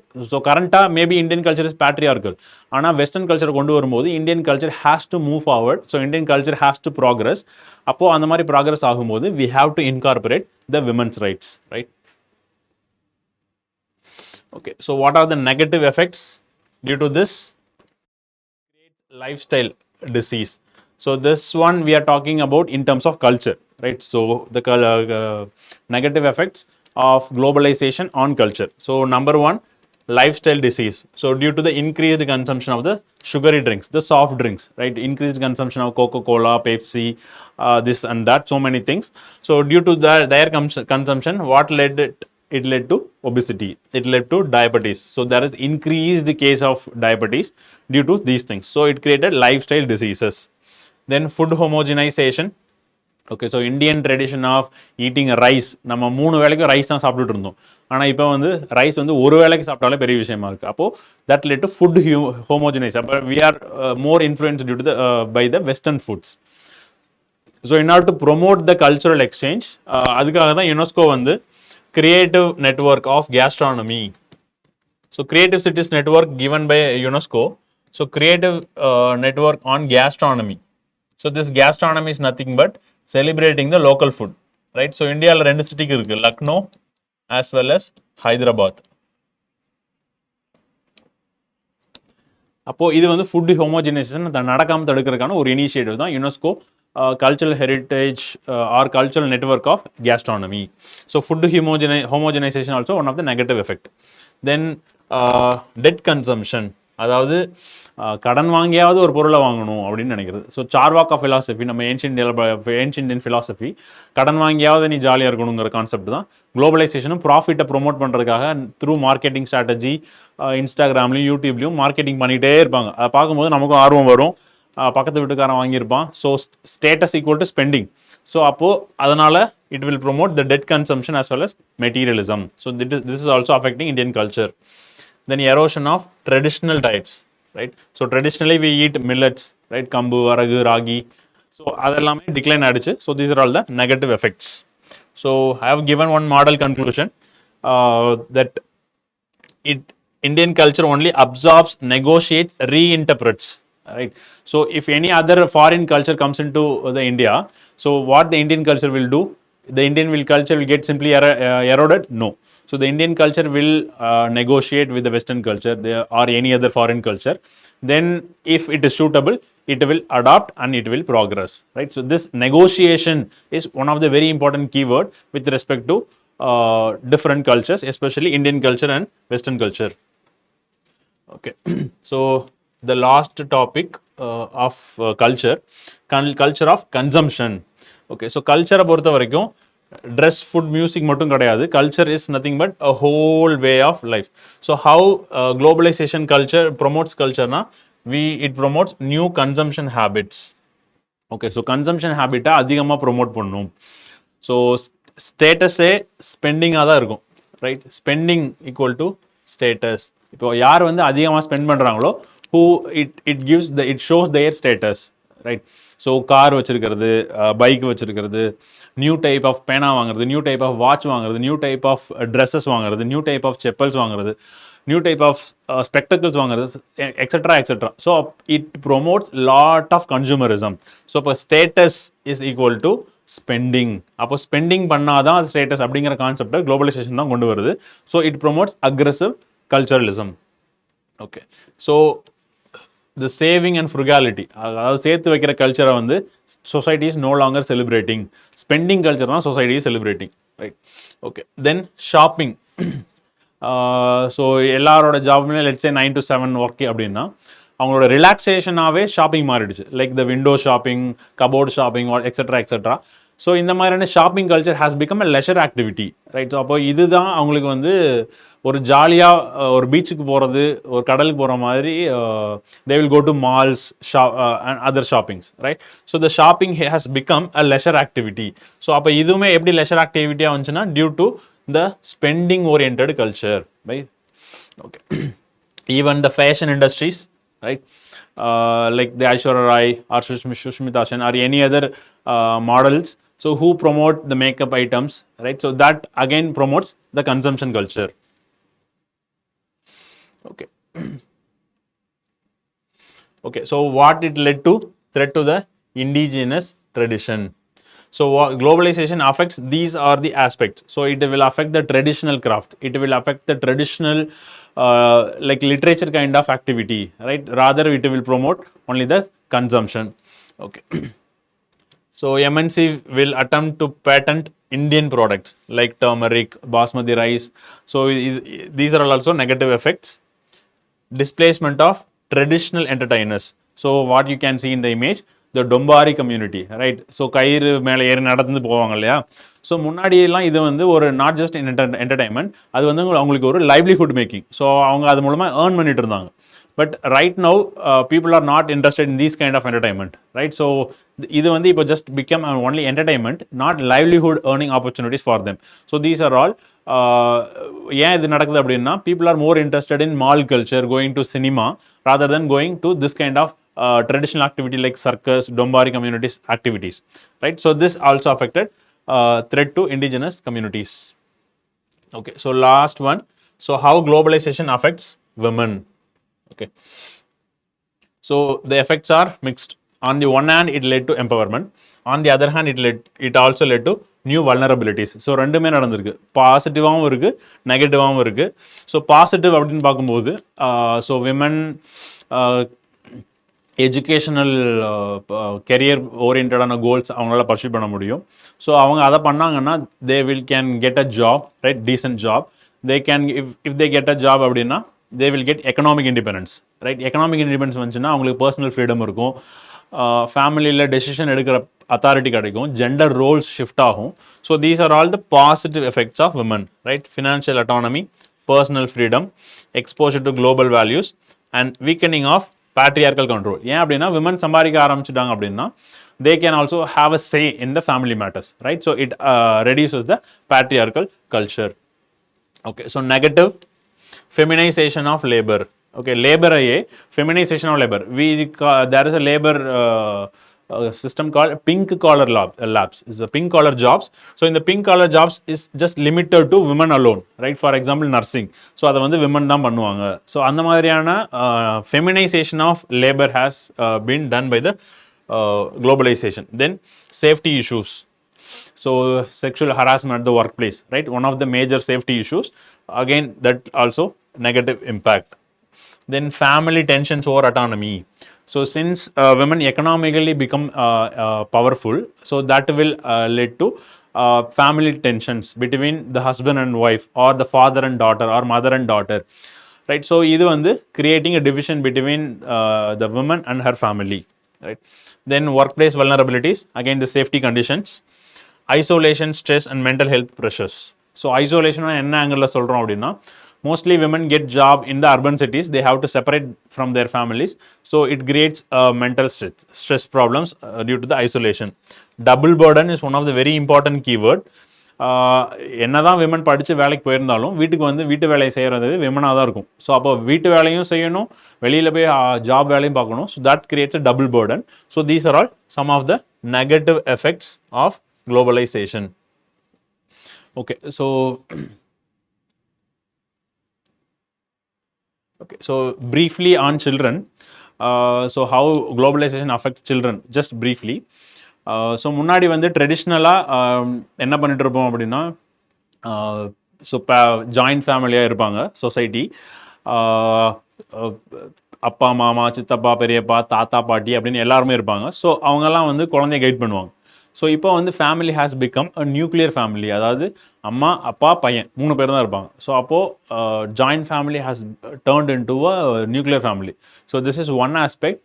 Since இது நியூக்ளியர் ஃபேமிலியாக வந்தனால அப்புறம் இப்போ தான் நம்ம பார்த்தோம், விமனும் வேலைக்கு போகிறாங்க, மென்னும் வேலைக்கு போகிறாங்க. அப்போ இந்த குழந்தைய பார்த்துக்கிறதுக்கு either they will join them in a play school, or they will often engage the children with the mobile phones. So that is what we call it as digital babysitting, right? So this digitalization, digital globalization affects through smartphones or social media, OTT affects children, right? So this is a post covid phenomena. Post covid la dhaan romba adhigama increase aayichu screen addiction. Okay, so you can just see traditionally what mothers do as well as the digital parenting. So digital babysitting la and the emotional bonding e irukadu. So positive ah paathomna they might get global knowledge exposure, multilingual multicultural exposure as well as cognitive stimulation. So these are all a minor positive aspects. So நிறைய விஷயங்கள் சின்ன வயசுலயே பார்க்கும்போது they will learn lot of things. So multicultural, multi-language, so they will have such kind of cognitive development. But negative impacts are so heavy. For example, the digital babysitting, what you can see in this image, then attention issues, they get exposed to the inappropriate content, right? Then NCRB reports in recent times that cyber bullying of minors. So minors வந்து cyber bullying பண்ணுறதும் increase ஆயிருக்கு due to children உடைய more engagement with the mobile phone. Then physical activity இல்லைனால it also led to the obesity. So குழந்தைங்களாம் குண்டு குண்டாக மாறதுக்கு காரணம் ஃபிசிக்கலாக ரோட்டில் போய் மற்ற பசங்களோட விளையாடுறது இல்லை, they always engage with the mobile phone, so it led to obesity. Also தாத்தா பாட்டி வளர்க்குறது போயிட்டு செல்ஃபோன் தான் அவங்கள வளர்க்குறதுனால தட் இன்டர்ஜெனரேஷனல் நாலேஜ் ட்ரான்ஸ்ஃபரும் நடக்கிறது இல்லை. ஸோ இதெல்லாம் தான் some of the basic aspects. Okay, so இதில் வந்து how to structure the question. So any questions comes we can structure in this format. So be it any question on globalization, so we can write what is globalization, that is the definition of globalization in the introduction. அப்புறம் question டிமாண்டுக்கு ஏற்ற மாதிரி one line addition with the introduction itself, right? அதுக்கப்புறமா we can segregate positive impacts, negative impacts, then way forward, then conclusion. But analyse பண்ணுறதுக்கு you can utilize these two aspects, mechanisms and effects. So எந்த mechanism மூலமாக globalization அதிகமாக spread ஆகுது, அதிகமாக impact பண்ணுது. So these are all the mechanisms. Definitely these 4 points will generate lot of points. அதே மாதிரி effects, positive negative, இந்த ஒரு ஆங்கிளையும் நம்ம அப்ரோச் பண்ணோம்னா we will get lot of points. So economy, education, family, elderly, so இந்த மாதிரி ஒரு ஆங்கிளையும், கல்ச்சர், இந்த மாதிரி ஒரு ஆங்கிளையும் if we think we will get lot of points. So these are all some of the advice to write answers. இப்போ நம்ம கொஷின்குள்ளே போயிடலாம். Okay, so first question என்ன கேட்டிருக்காங்க அப்படின்னா, ஓகே, ஸோ இதே ஃபார்மேட்டில் நம்ம கொஷின் அப்ரோச் பண்ண முடியும். எந்த கொஷினாக இருந்தாலும் இந்த ஃபார்மேட்டே நமக்கு போதுமானது. இதிலேருந்து ஒரு பாயிண்ட்ஸ் நம்மளால் ஈஸியாக எடுத்துக்க முடியும், ஸ்ட்ரக்சர் பண்ண முடியும். ஓகே, இப்போ நம்ம கொஷின்ஸ்குள்ளே போயிடலாம். ஓகே, ஸோ ஃபர்ஸ்ட் கொஷின் என்னென்னா, are we losing local identity for the global identity? Discuss. Right. So question ரொம்ப சிம்பிளாக இருக்குது, ஆனால் 15 மார்க் கேட்டிருக்காங்க. நம்ம வந்து லோக்கல் ஐடென்டிட்டியை லூஸ் பண்ணுறோமா for the global identity? So இந்த கொஷின் என்ன எப்படி பெட்டராக புரிஞ்சுக்க முடியும்? So what is the demand of the question? So there is a concept called local identity. There is a concept called global identity. So 2 terms இருக்கு. நம்ம இந்த global ஐடென்டிட்டினாக்காக இதை லூஸ் பண்ணுறோமா அப்படிங்கிறது தான் கொஷின். ஸோ இப்போ இதை எப்படி ஸ்ட்ரக்சர் பண்ணலாம்? We can write the introduction. Then we can say, yes, we are losing local identities. Then we are not losing local identities. Then we can make a balanced conclusion. Right. So this could be the structure for the question. So we will start with intro. So we can define what is globalization. So just write the definition of globalization, that interconnectedness, interdependence and integration of people, regions and countries. We can write this, and we can also write globalization intensifies flow of ideas, goods and even lifestyles across the world. So this raised the concern, that we lose our identity, we lose our local identity for global identity. So நம்ம introduction என்ன எழுதியிருக்கோம்? So just wrote the definition. So definition எழுதிட்டு அப்புறம் கொஷினுக்கு ஏற்ற மாதிரியான contextual understanding நம்ம introduction எழுதிடலாம். ஃபார் எக்ஸாம்பிள் என்ன எழுதியிருக்கோம்? ஸோ குளோபலைசேஷன் மூலமாக intensification of ideas. So ideas வந்து different ideas will move spread to different countries. Goods எப்படி கூட்ஸ் டிஃப்ரெண்ட் கண்ட்ரிஸ் போகுதோ, இப்போ எப்படி சைனாஸ் கூட்ஸ் வந்து வேர்ல்டு ஃபுல்லாக போகுது, அதே மாதிரி சைனா ஐடியாவும் வேர்ல்டு ஃபுல்லாக போகும். ஸோ சைனாவோட லைஃப் ஸ்டைலும் வேர்ல்டு ஃபுல்லாக போகும். அதே மாதிரி தான் யூஎஸோட ஐடியாவும் வேர்ல்டு ஃபுல்லாக போகும். யூஎஸோட ஐடியா மட்டும் இல்லை, யூஎஸோடைய லைஃப் ஸ்டைலும் வேர்ல்டு ஃபுல்லாக போகும். So this ideas, goods and life styles வந்து intensified by the globalization, right? So this actually raised the concern that due to this we fear that we lose our local identity. So this introduction just give both definition as well as the contextual meaning of the question. So this just give the opinion that we have understood the question very well. So இதுக்கு அப்புறமா நம்ம என்ன எழுத போறோம்? We'll go to the main body where we will write the first part of the question, losing local identity for global identity. அப்போ local ஐடென்டிட்டிக்காக நம்ம வந்து global ஐடென்டிட்டிக்காக நம்ம வந்து லோக்கல் ஐடென்டிட்டியை லூஸ் பண்ணுறோம். ஸோ இப்படிங்கிறது தான் நம்மளுடைய ஃபர்ஸ்ட் ஹெட்டிங். இதுக்கு கீழே நம்ம நிறைய பாயிண்ட்ஸ் எழுத போகிறோம். So this is the first part. So நம்ம என்ன எழுதலாம்? கல்ச்சுரல் ஹோமோஜெனைசேஷன். ஸோ நம்ம இதை பார்த்தோம், கீவேர்டு உங்களுக்கு ஞாபகம் இருக்கும்னு நினைக்கிறேன். So cultural ஹோமோஜெனைசேஷன். ஸோ இது எப்படி பண்ணலாம்? இதுக்கு ஒரு நம்ம எக்ஸாம்பிள் கொடுக்கலாம். For example, standardize taste and habits.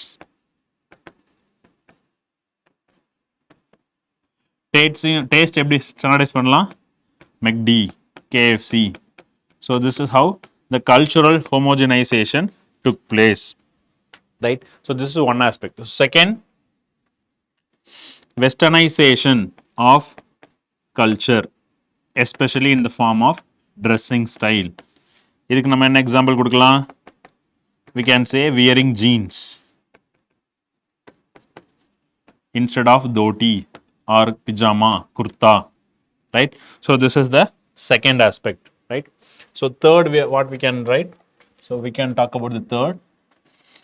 Okay, so westernization of music, right? So jazz music, pop music instead of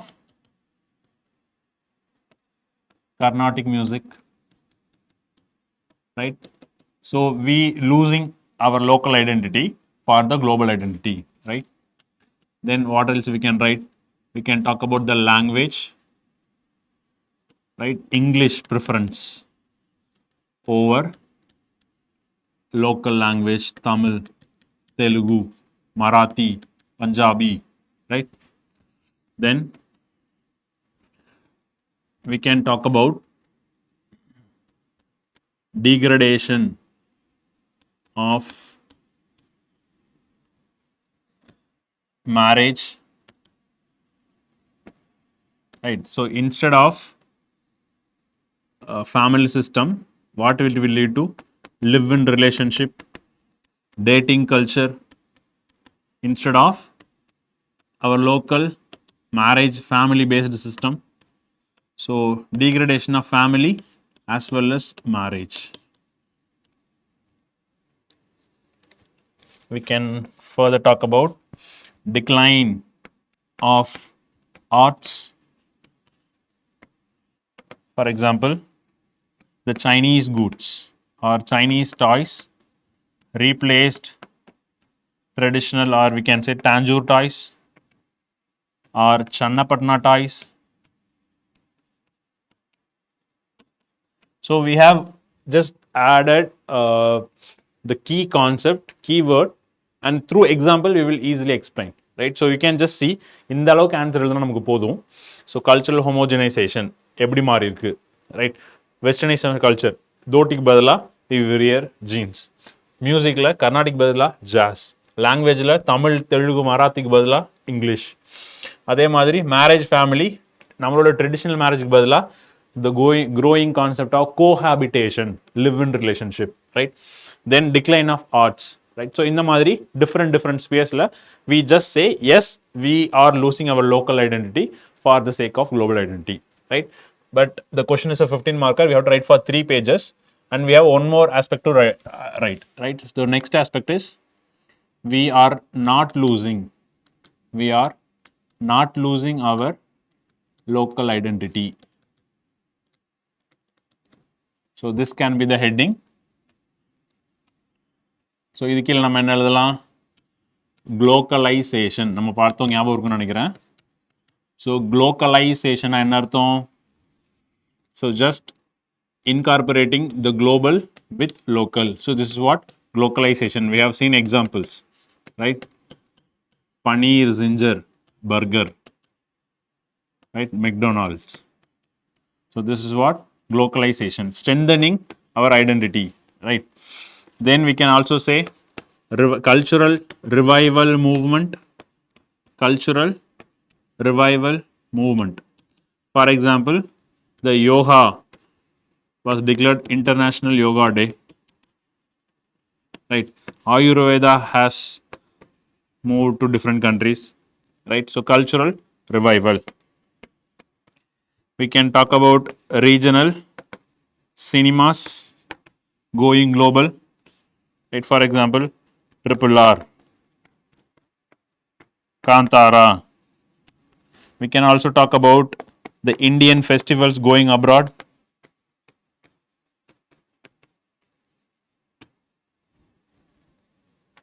Right, so these are all some of the aspects we can write. So Indian festivals like Diwali, regional cinema, Kantara, Triple R, Bahubali, Dangal.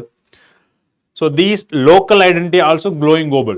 We are not losing our local, our local also going global. That could be the second aspect. So from this we can say we are not losing our local identity, rather we are strengthening our local identity. We can also give one more example, just spreading or propagating Bhakti tradition through ISKCON. Bhakti tradition through ISKCON. So there is ISKCON temple in Middle East as well, in US as well, right? So these are all the points we can write, then we can write the conclusion.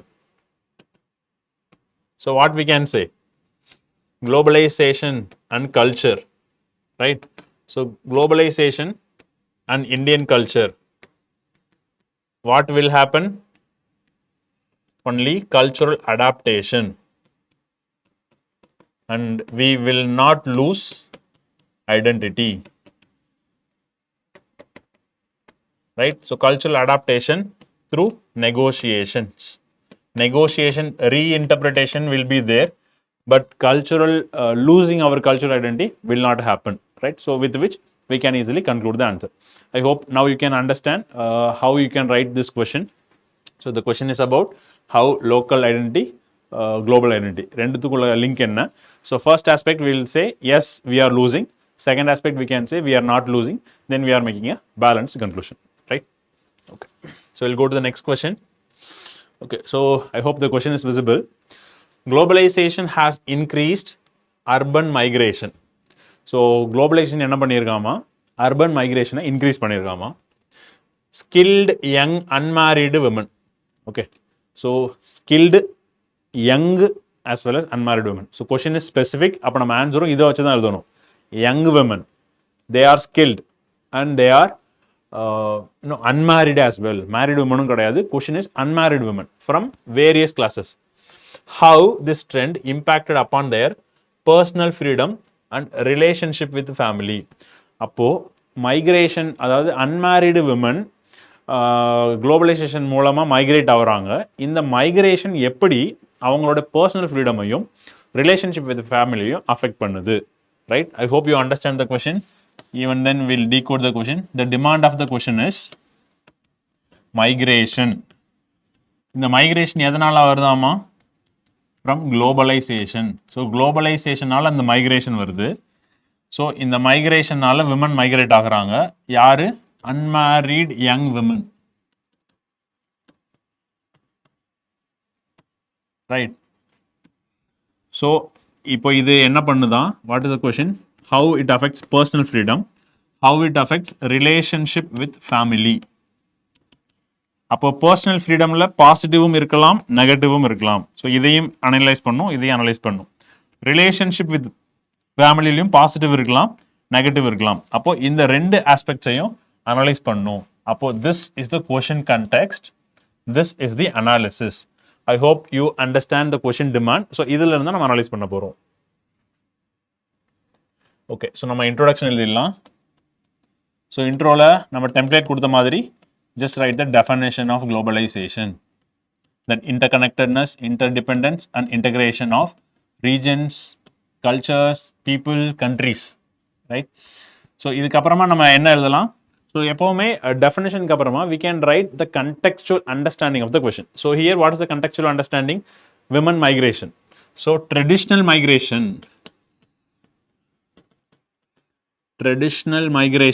எதனால் நடக்கும்? Patrilocal residence.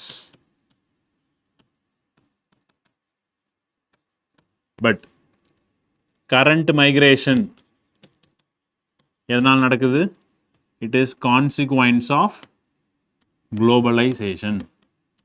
இதை எழுதிட்டாலே question நமக்கு புரிஞ்சிருச்சுன்னு எக்ஸாமினருக்கு புரிஞ்சிடும். So traditional migration. So women வந்து ட்ரெடிஷ்னலாக எப்போ migrate ஆவாங்க? அவங்க மேரேஜ் ஆனதுக்கப்புறமா அம்மா வீட்டில் இருந்து ஹஸ்பண்ட் வீட்டுக்கு போவாங்க, right? So that is what known as patrilocal residence, right? So அதுதான் ட்ரெடிஷ்னல் மைக்ரேஷன். ஆனால் கொஸ்டின் என்ன கொடுத்துருக்காங்க? Due to the consequence of globalization, unmarried women migrates. So appo we can give this comparison. So this is a traditional migration, whereas the current unmarried women also migrates. It is due to the consequence of globalization. this gives a very good understanding of the conceptual clarity. Question oda demand நம்ம clear express பண்ணிர முடியும் introduction லயே, right? So இதுக்கு அப்புறம் we can go for the analysis. Okay, so how it affects personal freedom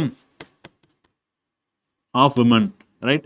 So idhula we have both positives as well as negatives, right? So personal freedom positive affect பண்ணலாம், negative affect பண்ணலாம். So positive அப்படினு சொல்லும்போது what we can say, economic interdependence, economic independence.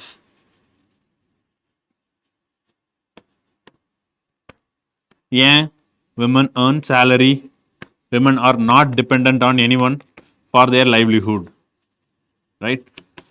So women வந்து traditional dependent on men or family, இப்போ they are economically independent ஆயிருவாங்க, right? Because they are migrated to the city where they find jobs, so they will get economic independence. அப்போ when they get economic independence means they will get salary, which means they are not dependent on anyone. So when you are not dependent, you will have personal freedom, right? So this is one aspect. Second, we can say education or career, right? So women ஒருவேளை வேலைக்கு போயிட்டு கூட they can further go for higher studies, அதுக்கப்புறம் பண்ண முடியும். Career aspirations, so young unmarried women, for example, யாரெல்லாம் வந்து civil service படிக்கணும்னு career pursue பண்றவங்க, they may go to old Rajendra Nagar in Delhi or Anna Nagar in Chennai. So இப்போ இந்த மாதிரியான migrations, so it will help in pursuing their education, higher education, or pursuing their career aspirations. So இதுவும் related to their personal freedom. Then what else we can say? It will increase their freedom in choice regarding marriage. Okay, so women வந்து economically independent ஆகிட்டாங்க அப்படின்னா they have lot of freedom in terms of choosing their partners. So partner choose பண்ணக்கூடிய அதிகாரம் அவங்களுக்கு அதிகமா கிடைக்கும், right? So increase in choice of marriage, choice of partners, right? So this also increase their freedom. Then negative aspects, we can say safety concerns, right? So urban is not safe for women, right? So we have witnessed the Kolkata the rape case, medical college rape case, right? We have utilized Anna University case, Nirbhaya case. So these are all urban phenomena, right? So the safety concern is always there, right, when women present in urban areas. Then it leads to tension with family. So these are all some of the concerns. We can also add that they made difficult to find residence or rooms for stay in urban area, because the PGs are always have a difficulty in providing rooms to the unmarried women, because they feel unmarried women as a risk, right? So if அவங்களுக்கு ஏதாவது problem வந்துச்சுன்னா இவங்களுக்கும் legal problem வரும் அப்படிங்கனால they have lot of restrictions. So PG ரூல்ஸ்லாம் பார்த்தீங்கன்னா no male visitor, be in by 9 p.m. So இந்த மாதிரியான restrictions, no cooking, இந்த மாதிரியான restrictions இருக்கும். So this will affect their freedom negatively. So we can add this as well. Then we'll move to the second part of the question, relationship with the family.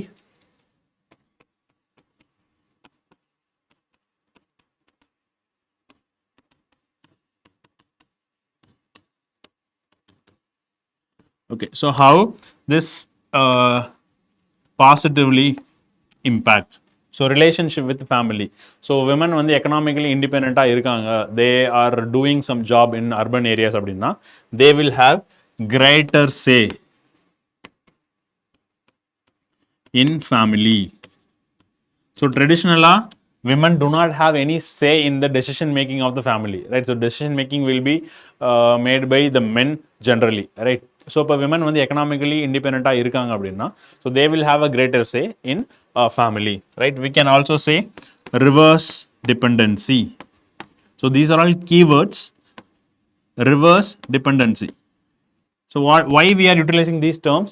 Because traditionally women are dependent on men, ஆனால் இப்போ economic independence வந்ததுக்கப்புறமா they are not dependent, rather the family depends on the women because the women earn salary, the women sends remittance to the family.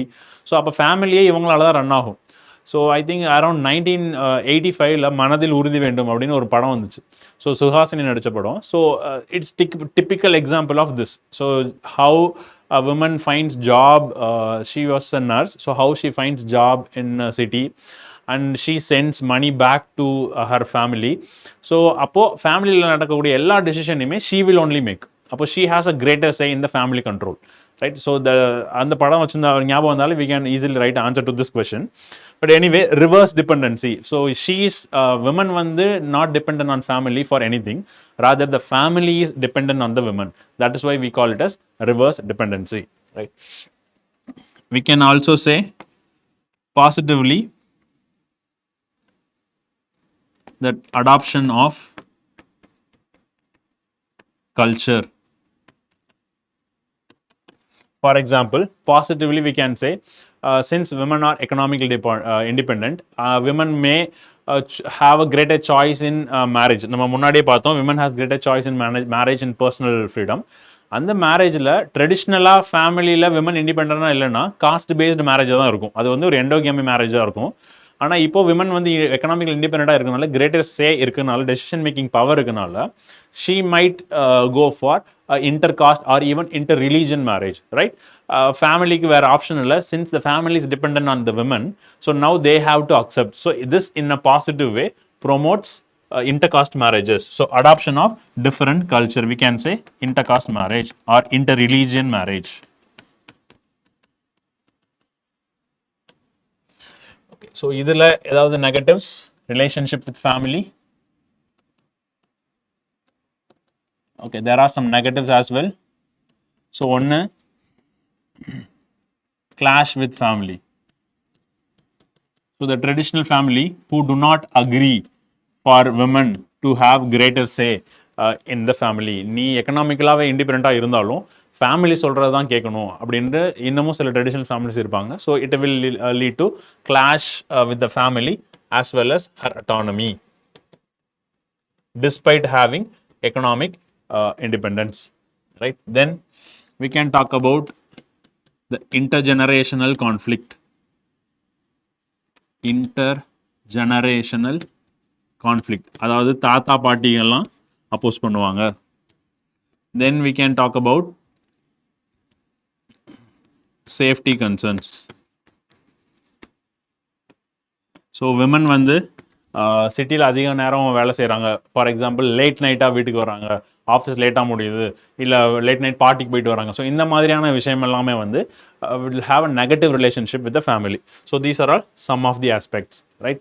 Okay, so this questions involved safety concerns in all, both first personal freedomலையும் இருக்குது, ஃபேமிலியோட கன்சர்ன்ஸ்லையும் இருக்குது. So இப்போ women வந்து ஒரு urban ஏரியாவுக்கு globalisation மூலமாக, consequence of globalisation மூலமாக ஒரு வேலைக்கு போகும்போது, எக்கனாமிக் இண்டிபெண்டன்ஸ் ஆகும்போது she will also face lot of problems. So அப்போ நம்ம இந்த கொஸ்டின் அப்படியே விட முடியாது in a negative.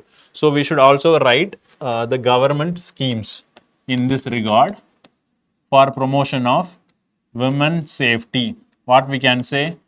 So for economically, we can say the PM Mudra, which provides loan to women, as well as the Stand Up India scheme, right?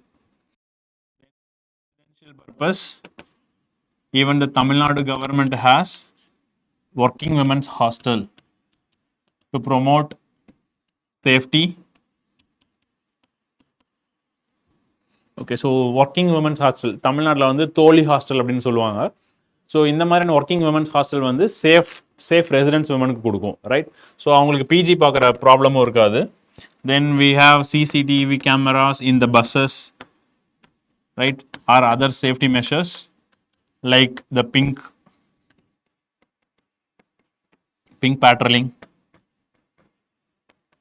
So these are all some of the aspects in order to ensure safety to the women. So then we can conclude. Okay, so hope in this way we can structure the answer. So question வந்து ரொம்ப so 10-11 நிமிஷத்தில் இந்த question நம்ம படித்து புரிஞ்சுக்கணும். So அதனால் understanding matters மோர், right? So question வந்து ரெண்டு பர்சனல் ஃப்ரீடம்லையும் சரி, ரிலேஷன்ஷிப் வித் ஃபேமிலிலையும் சரி, ரெண்டுத்துக்குலையுமே we have to talk about the positives and negatives. Then also we can bring some way forward our government schemes. Then we can provide the conclusion. So this way you can address this question. Right? I hope you enjoy the session. We will see in the next session. Thank you. Bye. Right? So நீங்கள் கொஷினை இதே மாதிரி practice பண்ணி பாருங்கள். Right? Thank you.